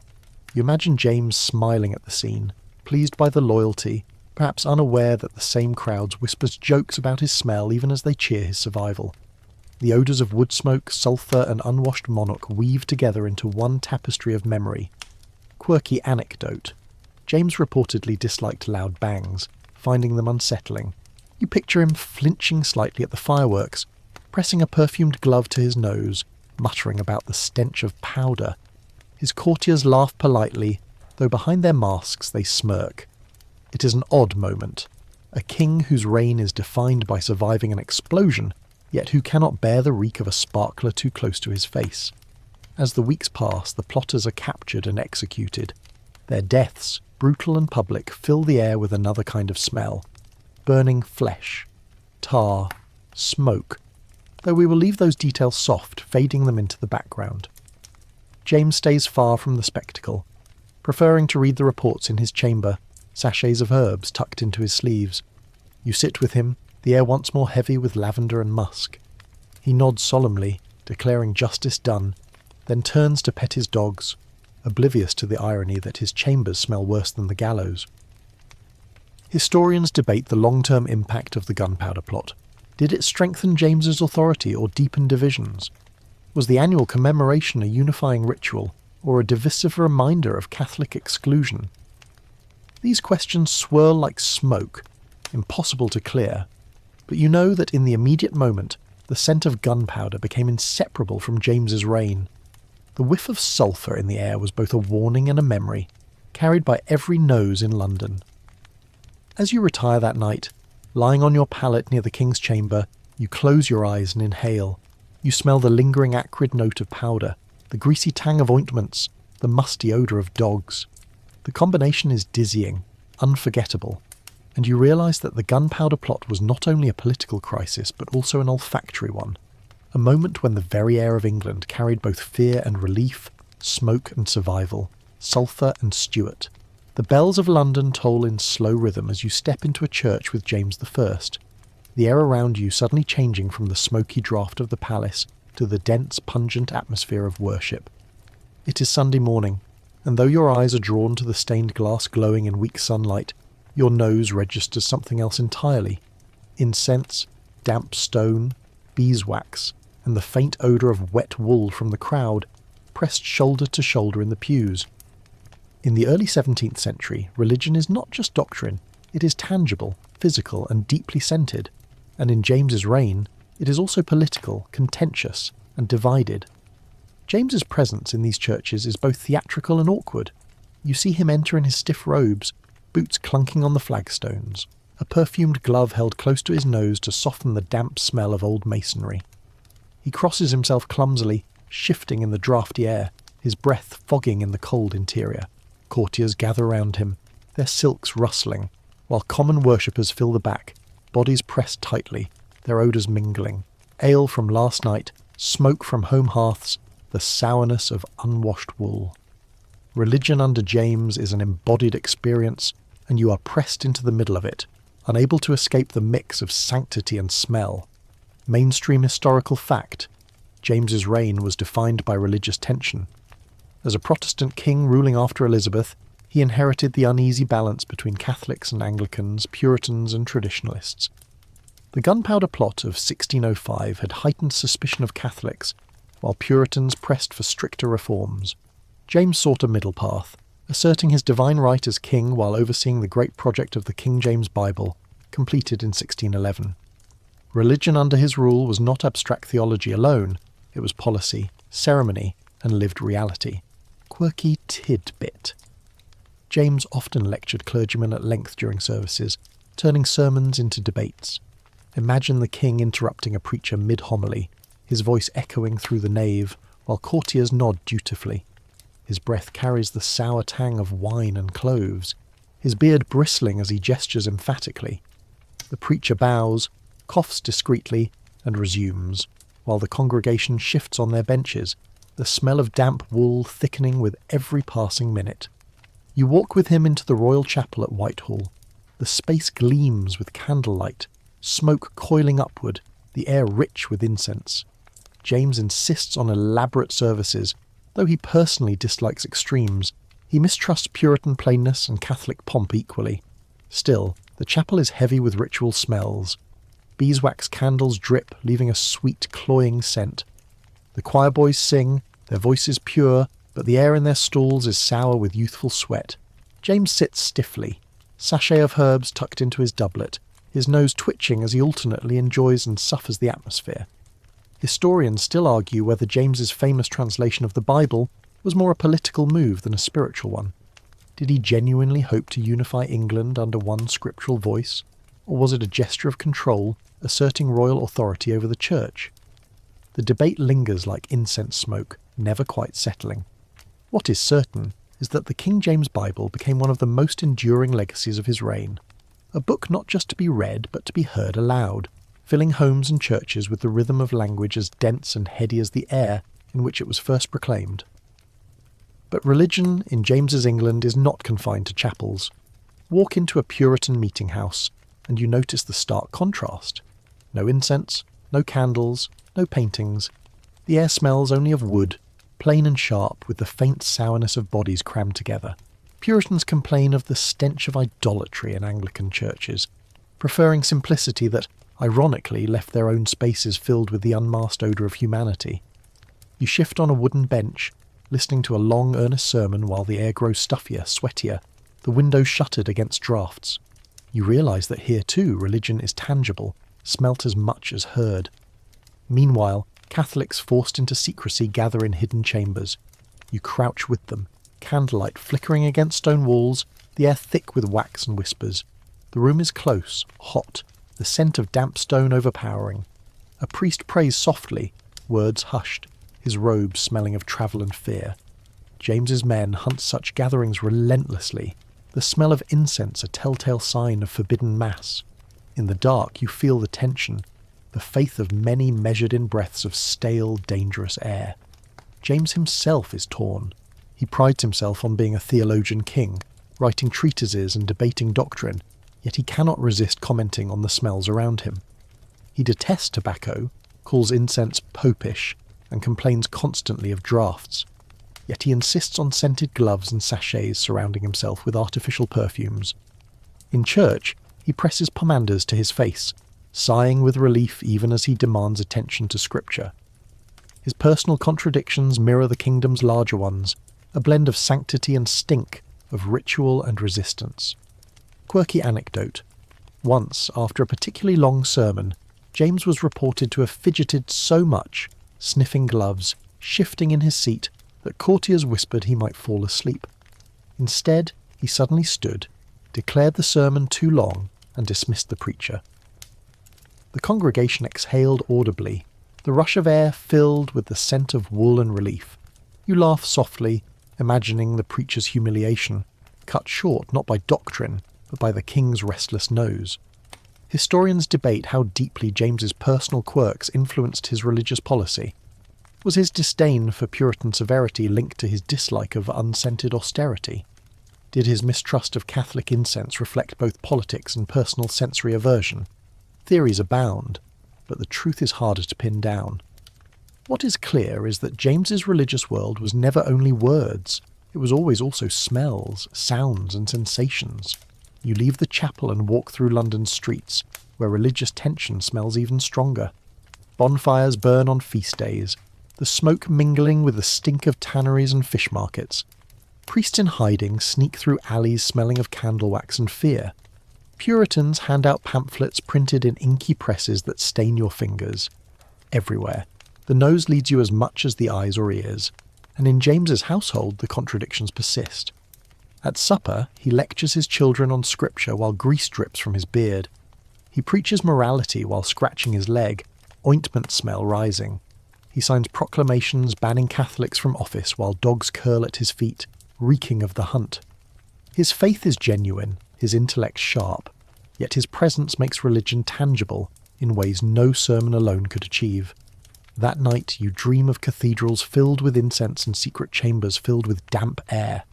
You cough in your sleep, your nose twitching, your ears ringing with chants. You realise that in James's reign, religion was not an abstract battlefield of ideas. It was something lived and breathed, something you could smell in every chapel, every bonfire, every whispered prayer. The tangible smells of faith and fear clung to the Stuart monarch, as inseparable as the crown itself.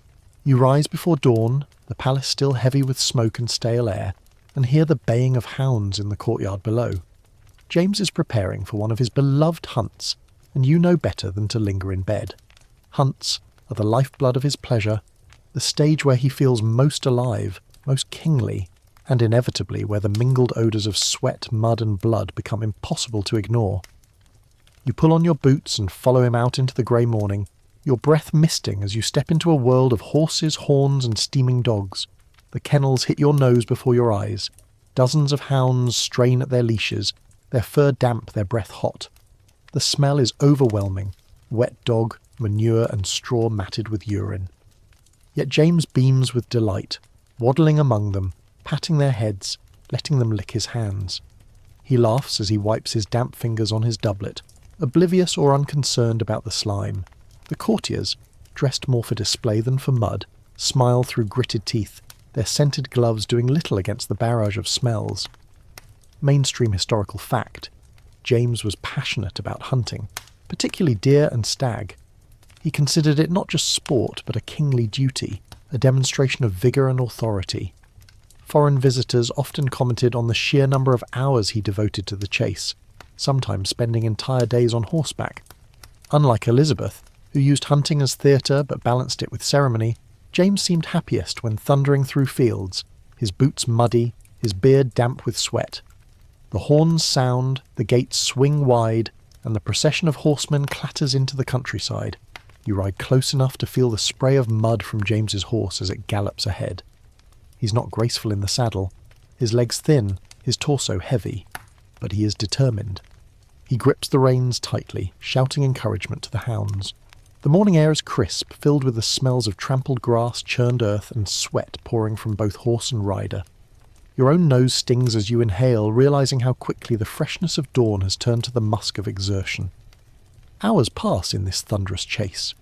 The deer bolts ahead, the hounds baying, James urging his horse forward with surprising energy. His doublet darkens with sweat, his hair damp, his face flushed crimson. When at last the animal is taken down, the scene is one of chaos.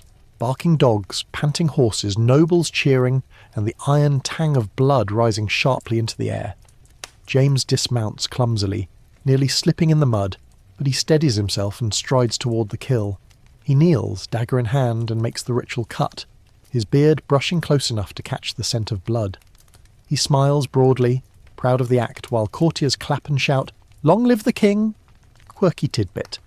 James sometimes insisted on tasting the freshly killed animal immediately, a ritual bite that horrified more delicate courtiers. Imagine him raising a piece of steaming venison to his mouth with greasy fingers, chewing noisily, while dogs whine for scraps. The smell of blood mingles with the sour odour of his sweat, and you feel your stomach twist. Yet he beams, declaring it the finest meat, and insists the carcass be brought back for the evening's feast. The return to the palace is no relief.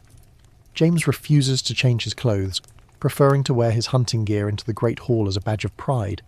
His boots are caked with mud, his stockings soaked, his doublet stained with sweat and streaked with blood from the animal. Courtiers politely murmur admiration while sidestepping the smell. You follow him in, the heat of the palace suddenly oppressive, the odours intensified by enclosed space. The feast begins with pomp. Tables are laden with the very venison slain hours before, now roasted and dripping fat. Boars' heads, pies stuffed with birds, flagons of ale and wine, an avalanche of food that fills the hall with aromas both enticing and suffocating. The hounds, still muddy, lie beneath the tables, their fur steaming in the heat. Courtiers sit stiffly, fans fluttering, while James throws himself into the meal with gusto. You sit near enough to see the details. He tears meat with his hands, grease coating his fingers. He drinks deeply, sloshing wine down his beard. He laughs, spitting bits of venison as he jokes with his favourites. He leans close, slaps backs, hugs shoulders, his odour now a potent blend of sweat, dog, and roasted meat. The courtiers smile thinly, pressing scented cloths to their noses, but none dare flinch openly. Historians still argue whether James's love of hunting and feasting endeared him to his nobles or alienated them. Some say his earthy enjoyment made him seem approachable, a king who lived like his men. Others claim his lack of refinement embarrassed the court, undermining royal dignity. The truth may lie in the reactions you see now, half-genuine laughter, half-forced smiles, all of it endured beneath a cloud of scent that no incense could mask. Quirky anecdote. James was so fond of his hunting dogs that he sometimes allowed them to sit near him during meals. One story tells of a dog leaping onto the table to snatch meat, while James only laughed and fed it more. Imagine the chaos, the smell of wet fur, the slobber dripping onto plates, courtiers stiff with horror while the king roared with amusement. It was family life and royal authority blurred together, a spectacle of love for animals and disregard for etiquette. As the evening drags on, the hall grows unbearable. Smoke from torches thickens, the smell of spilled ale sours, and the rushes underfoot become slick with grease. James grows louder, more boisterous, clapping his hands for more music, more wine, more food. He is happiest here, surrounded by the remnants of the hunt, sweat drying on his clothes, belly full, hounds curled by his feet. You feel your eyelids grow heavy, but your nose remains wide awake, stung by the dense layers of scent that make escape impossible. Later, when the feast is done, the tables are sticky with wine, bones scattered like relics. James lumbers away, dogs trailing, his doublet stiff with the day's efforts.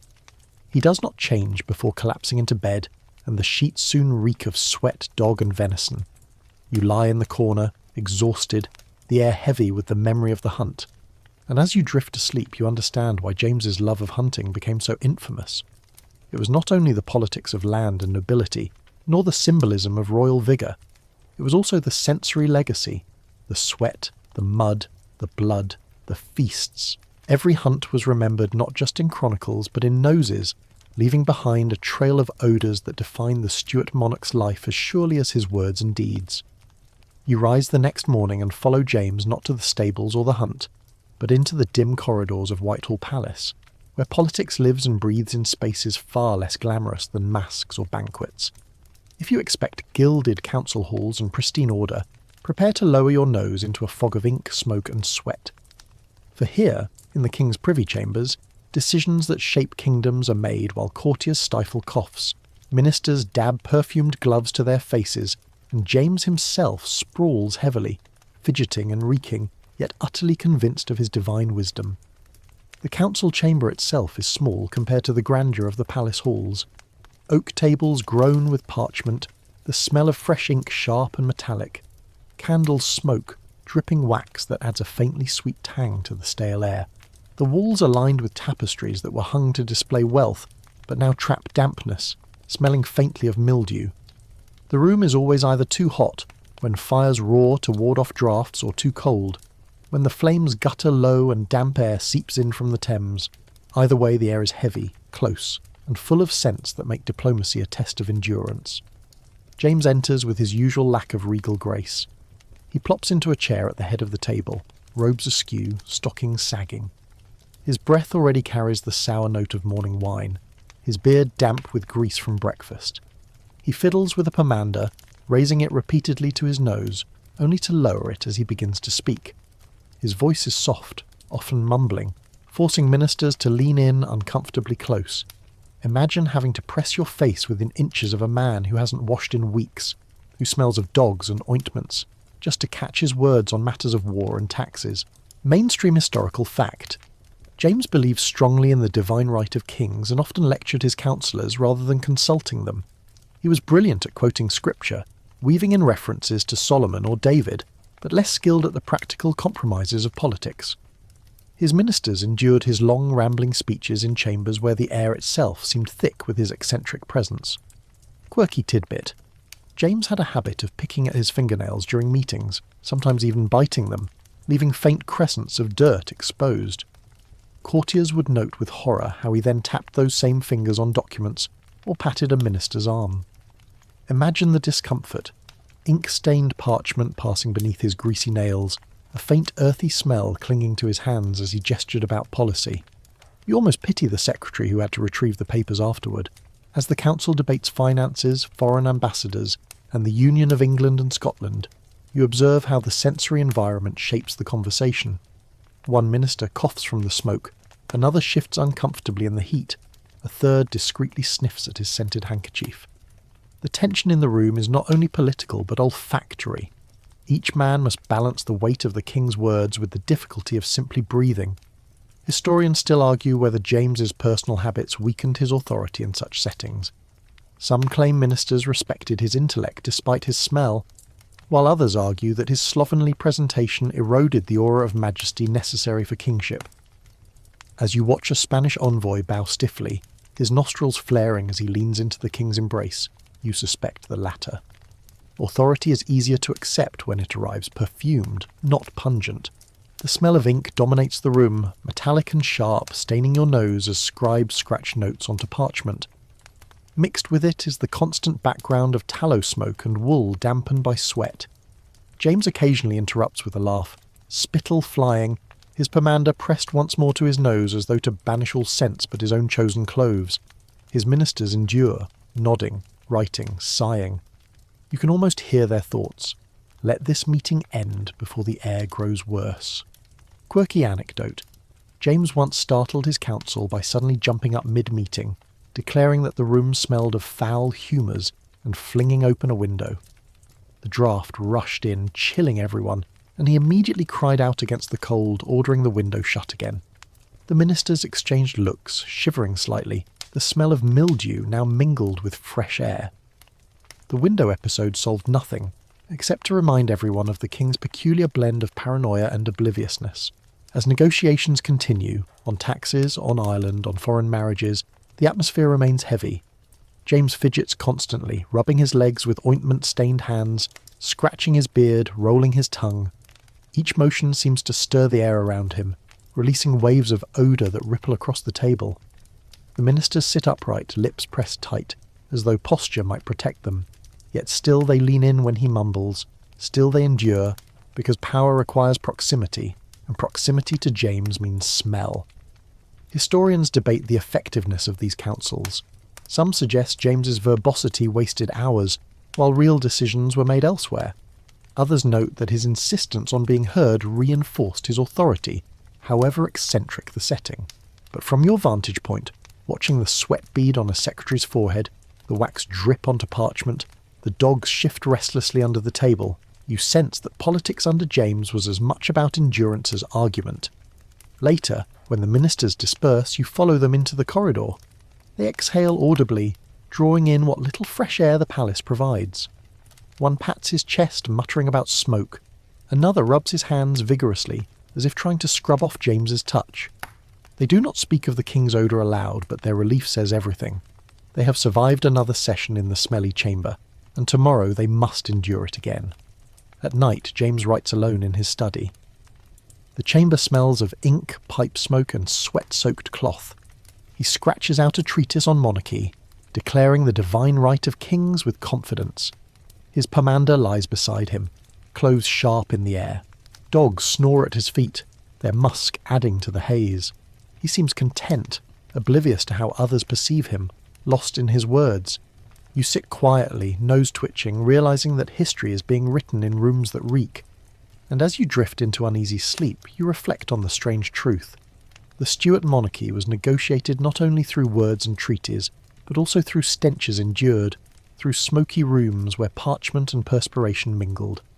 Political deals were made in smelly chambers, and the legacy of James I lingers not just in archives, but in the imagined air of every nose that remembers. The morning light dribbles into James's private chamber, muted by the grime of the palace windows and the heavy velvet curtains he insists on keeping drawn against draughts. You follow him inside his sanctuary, the room where he retreats not to escape work, but to write. This is no glittering gallery or council hall, this is the king's study, a space more intimate, and if you can endure it, a place where ink and intellect mingle with must and musk. The door closes, the dogs curl under the desk, and you find yourself surrounded by the cluttered, lived-in world of a monarch who loved words almost as much as he feared water. The first thing you notice is the smell. Old books line the shelves, their leather bindings cracked, their pages faintly furry with dust. The air is heavy with the scent of parchment, dry, papery, tinged with the metallic edge of ink. Over this hovers a more pungent layer, the sour odour of sweat soaked into the king's doublet, the musk of dogs sprawled lazily on rushes, and the faint, rancid tang of ointments rubbed into his skin.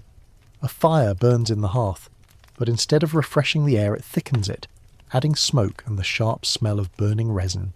The study is a cave of words and fumes, a space where James feels most alive, even as it suffocates the senses. Mainstream historical fact: James was one of the most literary monarchs in English history. He wrote extensively on theology, monarchy, and even demonology, producing works like Basilicon Doron, a manual of kingship for his son, Demonology, his treatise condemning witchcraft, and a famous counterblast against tobacco. His reign also saw the commissioning of the King James Bible in 1611, a translation that shaped English prose for centuries. You picture him now, quill in hand, scratching across parchment, his brow furrowed, his tongue rolling between his lips in concentration. Quirky tidbit: despite his scholarly seriousness, James's writing sessions were often punctuated by nervous tics. He chewed his nails, gnawed his quills, and sometimes mumbled aloud as he composed. Imagine him biting down on a quill, splintering it, spitting the bits onto the floor where dogs eagerly sniff them. His beard is flecked with crumbs from the bread he nibbles while working, and ink stains his fingers, which he wipes absently on his already grimy stockings. You can't help but shake your head at the odd mixture of intellect and slovenliness. The king dictates passages to a secretary seated nearby. The poor man bends over parchment, ink pot at his elbow, scribbling furiously. His eyes water from the smoke, his nose wrinkles at the smells, but he dares not falter. James's voice is soft, often mumbling, forcing the secretary to lean in close enough to catch every nuance of his words and every note of his odour. The secretary coughs discreetly, but James continues, oblivious, lost in his sentences about divine right and the duties of kingship. Historians still argue whether James's literary works were genuine contributions to thought or self-indulgent ramblings. Some praise his clarity of mind, his theological depth, and his enduring vision of monarchy. Others dismiss his writing as verbose and pompous, more concerned with self-justification than real scholarship. Sitting in this musty study, you sense both sides.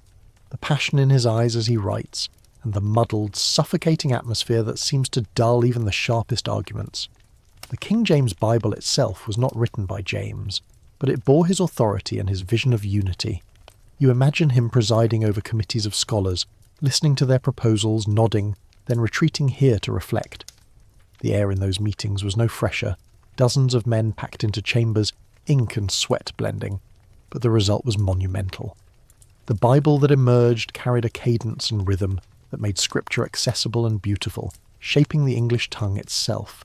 Yet here, in the study, the work of supervision smells less like holiness and more like smoke and sweat. James's passion for demonology adds another layer. You see him scribbling furiously about witches, denouncing their spells, warning of their odours and potions. The irony is rich. The king condemns witch brews while smearing his own body with greasy ointments of animal fat and herbs.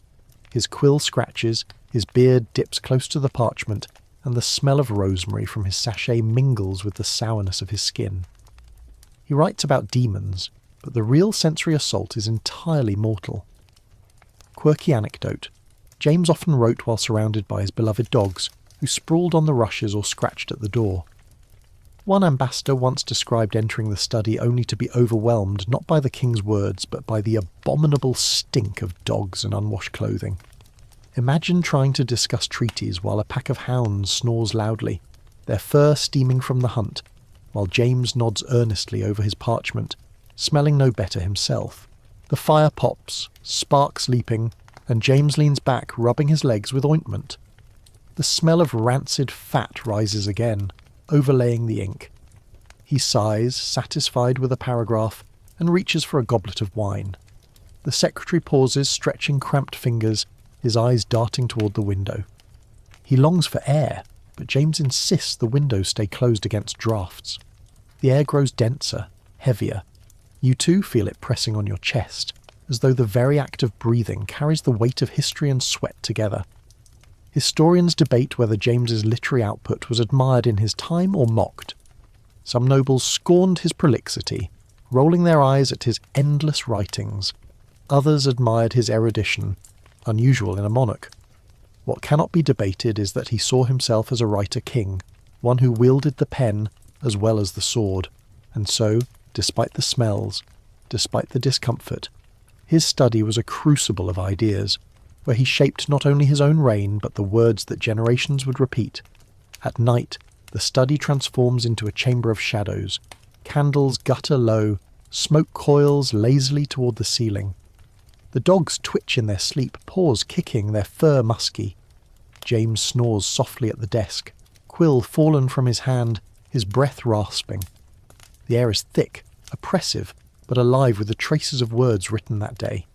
You sit quietly, eyes heavy, nose stinging, knowing you have witnessed the paradox of a monarch who was brilliant on parchment, but careless in person. And as you drift towards sleep, the musty study remains with you, the smell of ink and parchment, the musk of dogs, the sourness of sweat, the brilliance of ideas fighting through the haze. The literary king left behind pages that endure, but he wrote them in rooms that reeked, a reminder that history's greatest words often come from the most human, pungent spaces. The corridors of Whitehall buzz with rumour like a hive, and you soon realise that life in James's court is not only about sermons, hunts, and councils. It is also about favourites, young men who rise from relative obscurity to bask in the king's affection, provoking envy, gossip, and scandal. As you trail through the palace, the air grows thicker not only with the usual mix of smoke and sweat, but with perfume, an attempt both literal and symbolic to mask the odour of politics, passion and whispers. James loved to surround himself with companions. He was never a solitary monarch like Elizabeth. Instead, he craved intimacy, laughter, and touch. He drew close to men who flattered him, embraced him, and shared his bedchamber. Not always his bed, but his presence. Courtiers called them favourites, and you see them now strutting down the gallery, cloaks heavy with imported scents, jewels glittering, their steps light with the confidence of men lifted high by royal attention. Behind them, the air smells faintly of musk, ambergris, and rosewater, scents chosen to contrast with the king's own more stubborn aromas. Mainstream historical fact: Robert Carr, Earl of Somerset, and later George Villiers, Duke of Buckingham, were among James's most famous favourites. Their relationships with the king were intense and controversial. Letters survive where James calls Villiers his sweet child and wife, language that has fueled centuries of speculation about the depth of their bond. Regardless of intimacy, their closeness was real, and it scandalised courtiers unused to such overt displays of affection from a monarch. Quirky tidbit: James often gave his favourites perfumed cloaks or gloves, expensive gifts soaked in oils from Italy and Spain. Imagine the irony. The king himself smelled of sweat and dogs, yet he lavished his companions with garments saturated in musk and rose. You picture him embracing Villiers, burying his nose in a cloak heavy with perfume, sighing with delight. The courtiers standing nearby choke back laughter, whispering later that the king seemed more intoxicated by scent than by politics. In the great hall, a masque is staged to honour a favourite. Dancers swirl, incense burns, and the king beams proudly as Villiers, resplendent in a perfumed doublet, takes centre stage. James claps, leans forward, his face flushed, his breath carrying to the front row. You watch the courtiers' eyes. Some roll in disdain, others widen in calculation, all aware that favour with the king means power, and that power smells strongly of musk. Behind the glitter lies scandal. Robert Carr's rise to prominence was marred by the murder of Sir Thomas Overbury, poisoned while imprisoned in the Tower in 1613. The scandal stank not only figuratively but literally. Overbury's body was said to have decayed in suspicious circumstances, filling the air with foulness. You imagine the whispers echoing through the palace corridors. The king's favourite implicated in poison, the scent of corruption mingling with the scent of civet on Carr's cloak. Historians still argue about the nature of James's relationships with his favourites. Were they sexual, paternal, or purely political? The debate rages, never fully resolved. Some scholars point to letters dripping with affection as proof of romance. Others insist it was the language of the era, exaggerated but innocent. You, standing close enough to see James stroke Villiers' cheek, to hear him murmur endearments, cannot help but wonder how much was love and how much was performance. Whatever the truth, the scandal of perception was enough. Walk with James and Villiers into a smaller chamber. The air is thick with the perfume of Villiers' cloak, sharp and floral, but beneath it still lies the king's musk. James sits, pulling Villiers down beside him, kissing his cheek noisily. Courtiers outside exchange smirks and raised eyebrows.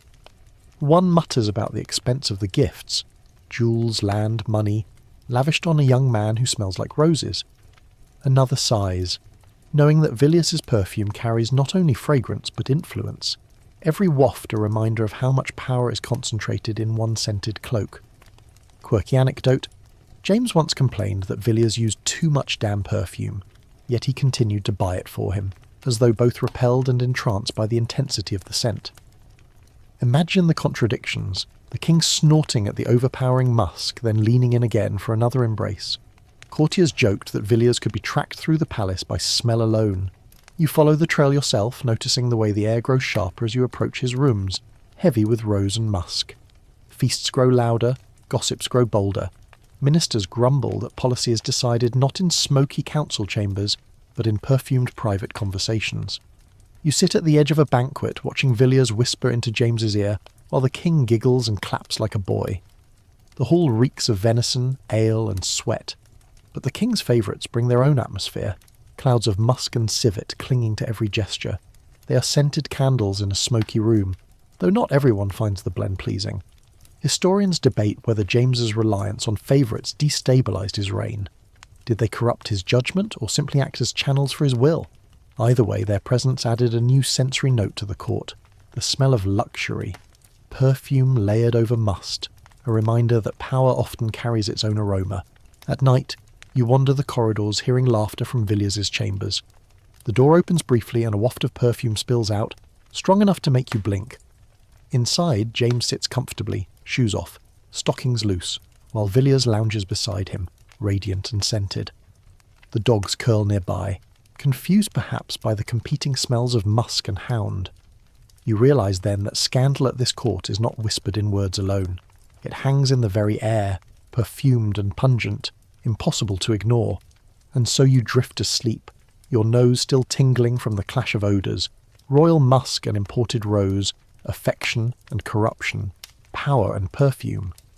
You understand that James's favourites were not just political figures but sensory presences, walking scandals wrapped in scented cloaks, their influence written not only in policy but in the unforgettable smells of court life.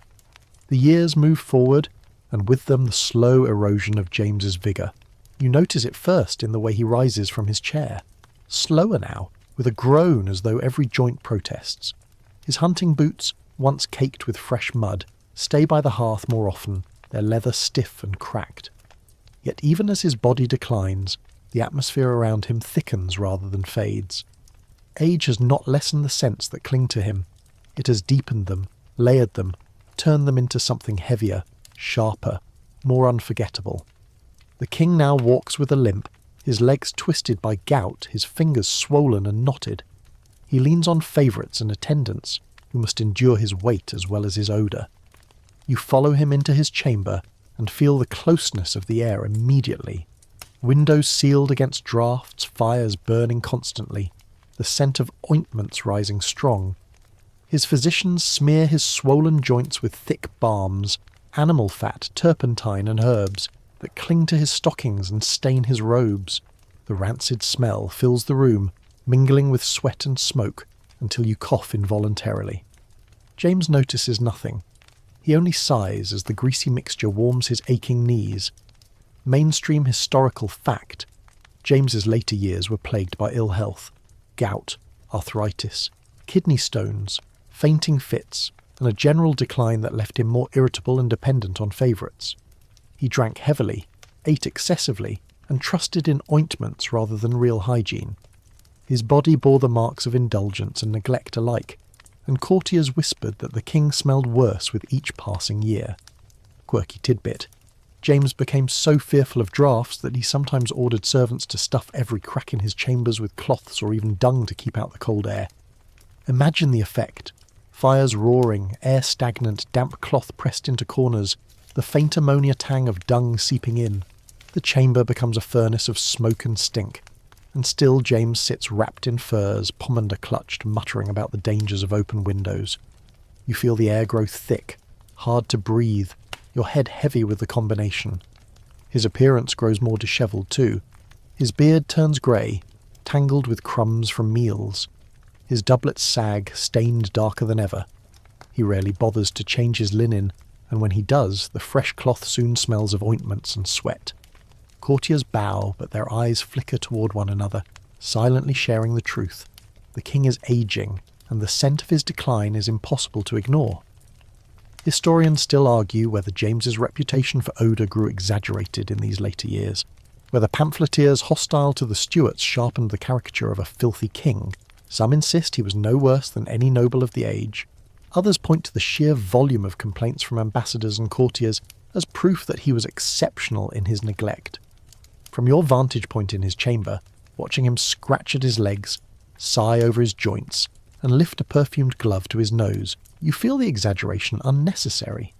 The reality is vivid enough. Meals change with age, too. He no longer eats with the same gusto, but he drinks more, his breath thick with wine from morning to night.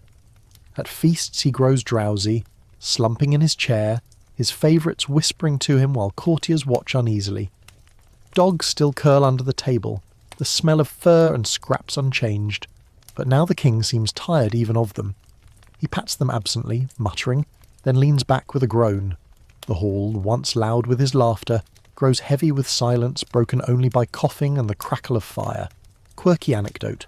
James in his old age sometimes fell asleep mid-conversation, his head lolling, his beard resting on his chest.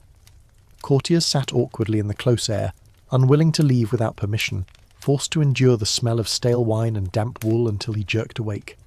One foreign visitor wrote that audiences with the aging king were trials of patience, not because of words, but because of the suffocating atmosphere. You imagine yourself there, fighting sleep and nausea, waiting for the monarch to rouse. His relationship with George Villiers, Duke of Buckingham, grows ever more conspicuous. Villiers, perfumed and polished, remains close, leaning over the king's chair, whispering into his ear. The scent of musk on Villiers clashes with the sour odour of the king, producing a disorienting blend. Courtiers murmur that Villiers governs England through scent alone, his perfume masking the king's decline, his presence keeping the monarchy afloat. You walk past their chambers at night and smell it yourself, roses and musk spilling from Villiers' door, while from James's room comes the unmistakable heaviness of sweat and ointments. As years drag on, Parliament grows restless. James lectures them on divine right, but his words lose force as his body weakens. He mumbles, leans heavily on the table, his pomander pressed constantly to his face.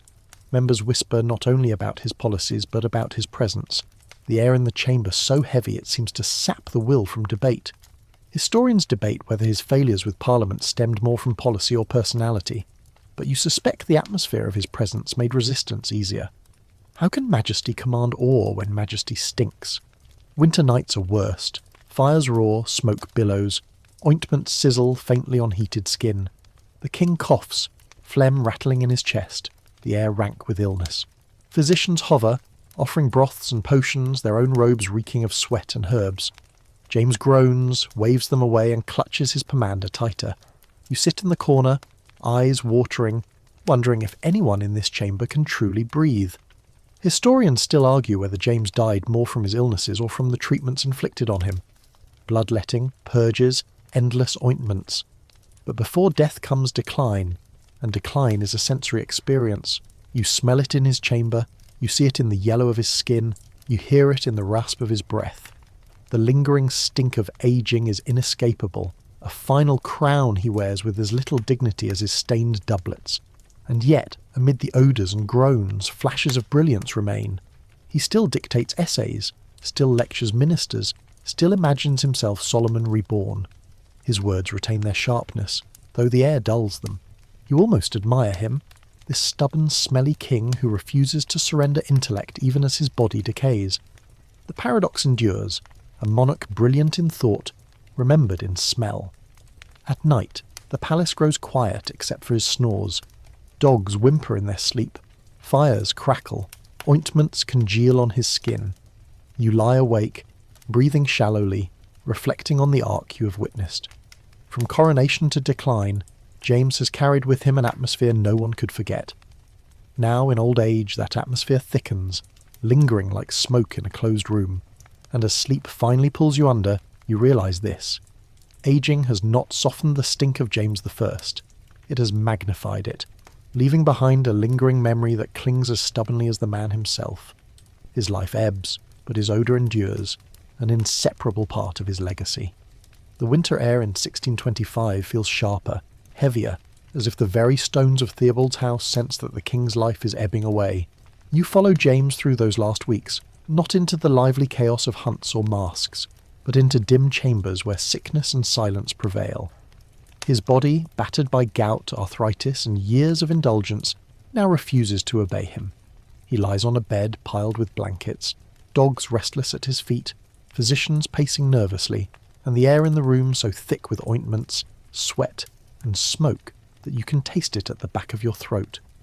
The smell of decline is not subtle. His breath, once merely sour with wine and rotten teeth, now carries the unmistakable staleness of sickness.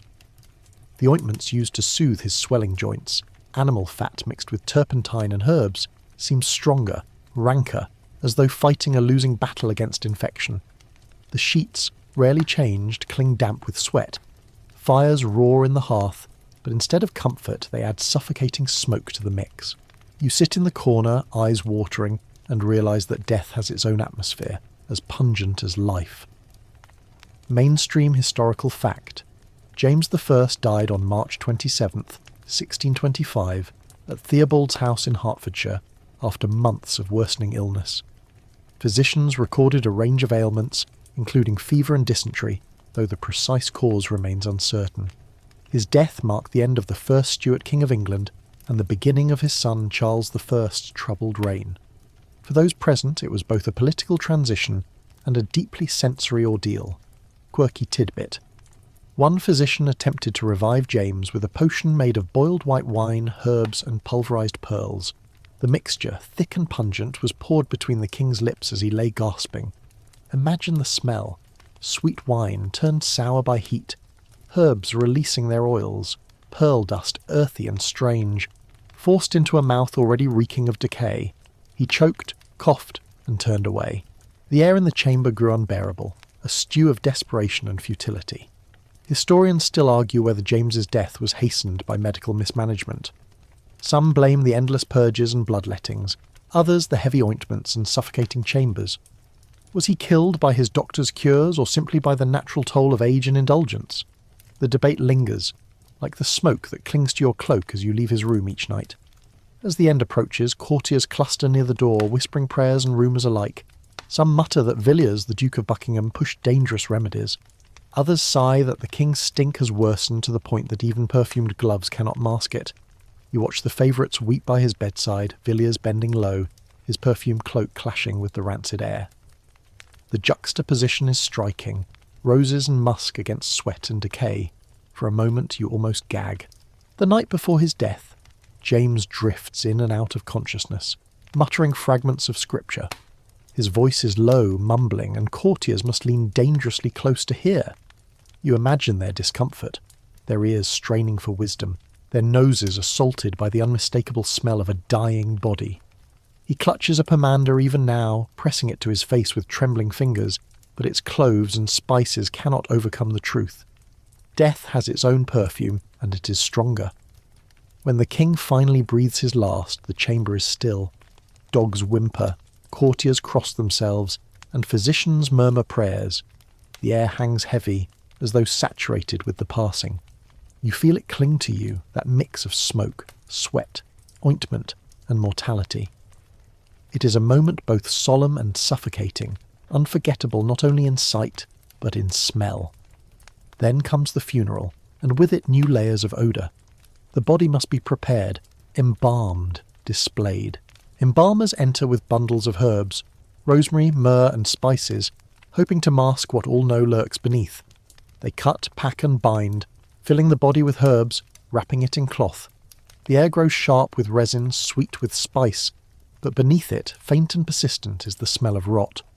You turn away, pressing your sleeve to your face, but the scent clings. Mainstream fact again. James's funeral in May 1625 was elaborate, filled with pageantry and solemnity. His coffin was carried through London, accompanied by nobles, clergy, and mourners. The procession was impressive, but reports suggest it was also grim, heavy, slow, and haunted by the realities of decay beneath the velvet and gold. Quirky anecdote. Stories spread that James's body leaked during the procession, fluid seeping through the coffin wood. Whether true or slander, the rumour spread like wildfire, reinforcing the idea that even in death the king could not escape odour. You imagine the whispers in the crowd. Do you smell it? The king himself! Some recoil, some smirk, all remember. The funeral cortege winds through London streets, the air filled with incense from swinging censers, the smell of horses sweating under their loads, the damp scent of thousands of bodies pressed together to watch. Children climb onto barrels, men doff their caps, women whisper prayers, but always there is that faint thread of decay, carried on the wind, impossible to mask completely. You breathe it in as you walk, part of the throng, realizing that the king's stink has followed him into eternity. Historians debate how much of this was propaganda, enemies exaggerating to tarnish his memory. Perhaps the coffin was intact, perhaps no smell escaped. Yet the persistence of the rumour tells you something. People expected James to smell, even in death. His reputation was such that they could not imagine him leaving the world without one last olfactory farewell. At Saint, Paul's sermons thunder about his wisdom, his learning, his divine role. Bishops praise him as Solomon reborn. father of the King James Bible, peacemaker of Europe.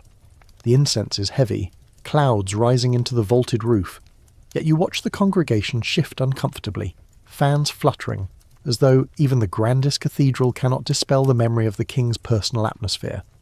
Words rise to heaven, but noses remain rooted in earthly reality. You step back into the street afterward, the city still buzzing, bonfires smouldering in corners, the smell of roasted chestnuts mingling with smoke. People talk of succession, of Charles, of the new reign. But in taverns and markets, jokes already circulate about the late king's stink. His divine right is debated, his policies questioned, but his smell, that no one disputes, it has become legend, etched into memory as firmly as his Bible or his masks. At night, when you lie down, the final chapter of James's life settles over you like a damp cloak. You close your eyes and see the chamber heavy with smoke, the coffin wrapped in herbs, the procession winding through streets thick with incense and rumour. And through it all, you smell it. The rotten farewell of a king who carried his odour into the grave, leaving behind not only laws and words but a sensory legacy that lingers centuries later. The bells have fallen silent now, the funeral torch is long since guttered out, and you stand at the threshold of memory rather than the crowded halls of Whitehall.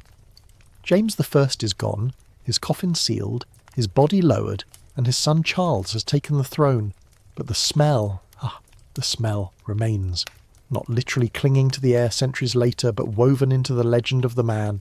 Tonight you drift through history itself, following the echoes of how James's odour became as lasting as his words, how a monarch remembered for a Bible, for union, for survival of conspiracies, is also forever stamped with the less noble title of the Stinkiest Stuart. His legacy is paradoxical. On the one hand, James presided over the creation of the King James Bible, a monument of language and faith still read today. His court fostered writers like Ben Jonson and Shakespeare. His reign ushered in debates about kingship and liberty that would shape the century. On the other hand, he is remembered by diplomats as a slobbering, unwashed king, by courtiers as a monarch who smeared himself with ointments instead of soap, by rumour as a man who stank even in death. His scent and his scholarship, his musk and his majesty, exist side by side. Mainstream historical fact. James's attempts to unite England and Scotland under one crown were forward-thinking but never fully realised. He believed passionately in the divine right of kings, wrote treatises defending his authority, and sought peace abroad rather than endless war. Yet his methods often alienated Parliament, and his personal habits gave enemies easy ammunition.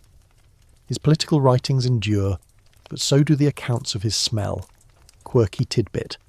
Even in popular culture centuries later, James's odour pops up in anecdotes and jokes.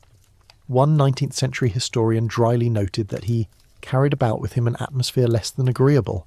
Imagine that, 200 years later, scholars still wrinkling their noses in imagination. Of all the Stuart eccentricities, from Charles's obsession with ritual to Mary, Queen of Scots' tragic fate, it is James's stink that makes its way into classrooms and tavern tales alike. Historians still argue whether his reputation for odour was exaggerated. Some point out that all 17th century monarchs lived in smelly worlds, palaces with chamber pots, streets filled with sewage, courtiers who bathed rarely. Why single out James? Was it political propaganda?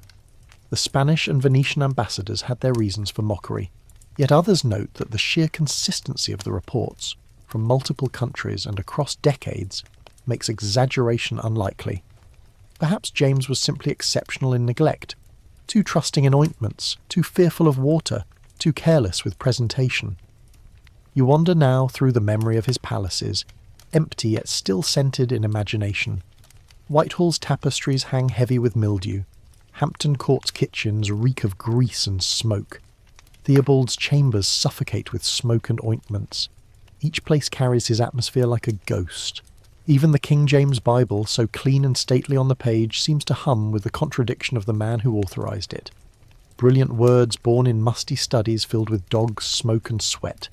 And you see his children carrying fragments of that legacy. Henry Frederick, who died young, remembered as clean and graceful, a contrast to his father. Charles I, rigid and fastidious, perhaps in rebellion against the stink he grew up in, remembered not for odour, but for the axe. Elizabeth, spirited and adventurous, who carried with her abroad the memory of a father both brilliant and malodorous. Their lives were shaped not only by politics, but by the sensory household in which they were raised. You linger on his favourites, Carr, Villiers, who cloaked themselves in perfume and finery, perhaps to mask the atmosphere of the king. Their scandal, their influence, their perfume-laden presence became part of his story too. They are remembered as much for musk as for politics, caught in the same scented shadow. The legacy stretches further. The gunpowder plot, remembered each year with bonfires and fireworks, still smells of sulphur and smoke in the imagination. James's demonology, his lectures on tobacco, his obsession with perfumes, all of them tie his reign to the senses. You realise that his legacy is not only intellectual but visceral. He is a monarch you cannot recall without wrinkling your nose, without picturing the greasy sheen on his doublets, the sachets of herbs sewn into his sleeves, the dogs curled on his bed. And yet, this is crucial, James mattered. He held a fragile kingdom together after Elizabeth. He steered England through the treacherous waters of religious division. He left behind a Bible that still shapes English-speaking faith. His odour was real, his neglect undeniable, but he was not defined by that alone. History remembers contradictions, and James's greatest contradiction is that a man so careless with his body could leave behind words so carefully shaped, so lasting, so beautiful. You walk out into the cool night of history, the stars sharp above you, the air finally fresh after all those smoky chambers. You breathe deeply, savouring the clean chill, and reflect on what you have seen. James I, the smelly Stuart, the literary king, the fearful man clutching pomanders, the exuberant hunter sweating in muddy boots, the theologian scribbling in musty studies, the monarch slobbering affection on perfumed favourites. He is gone, but the memory remains, sharper than incense, stronger than lavender, as pungent as history itself. And as you drift towards sleep, you realise that this story was never really about smell alone. It was about how human frailty and brilliance coexist, how kings are remembered not only for crowns and books, but for the stubborn realities of their bodies. James, I will forever be the smelly Stuart, but also the king whose words outlasted his odour, whose contradictions remind you that even monarchs are deeply, unforgettably human. And now, with the story complete, you let the weight of centuries fall gently away. The clamour of hunts, the smoky halls of Whitehall, the whispers of scandal, the acrid air of gunpowder, they all fade like embers cooling in the dark. What lingers is not sharp or unpleasant now, but softened, like memory itself. You breathe slowly, deeply, as though fresh night air is finally reaching you after a long journey through musty corridors. Think of the King James Bible, the poetry of its words, the rhythm like a tide that has rolled on for 4 centuries. Think of a monarch scribbling by candlelight, dogs curled nearby, a man of contradictions whose story is richer because of them. And think of yourself, lying quietly now, with nothing to do but let the tale drift further from your waking mind. Every monarch leaves a trace. For James it was words and smells, both inseparable, both unforgettable. But you, here and now, can let go of the heavy atmosphere.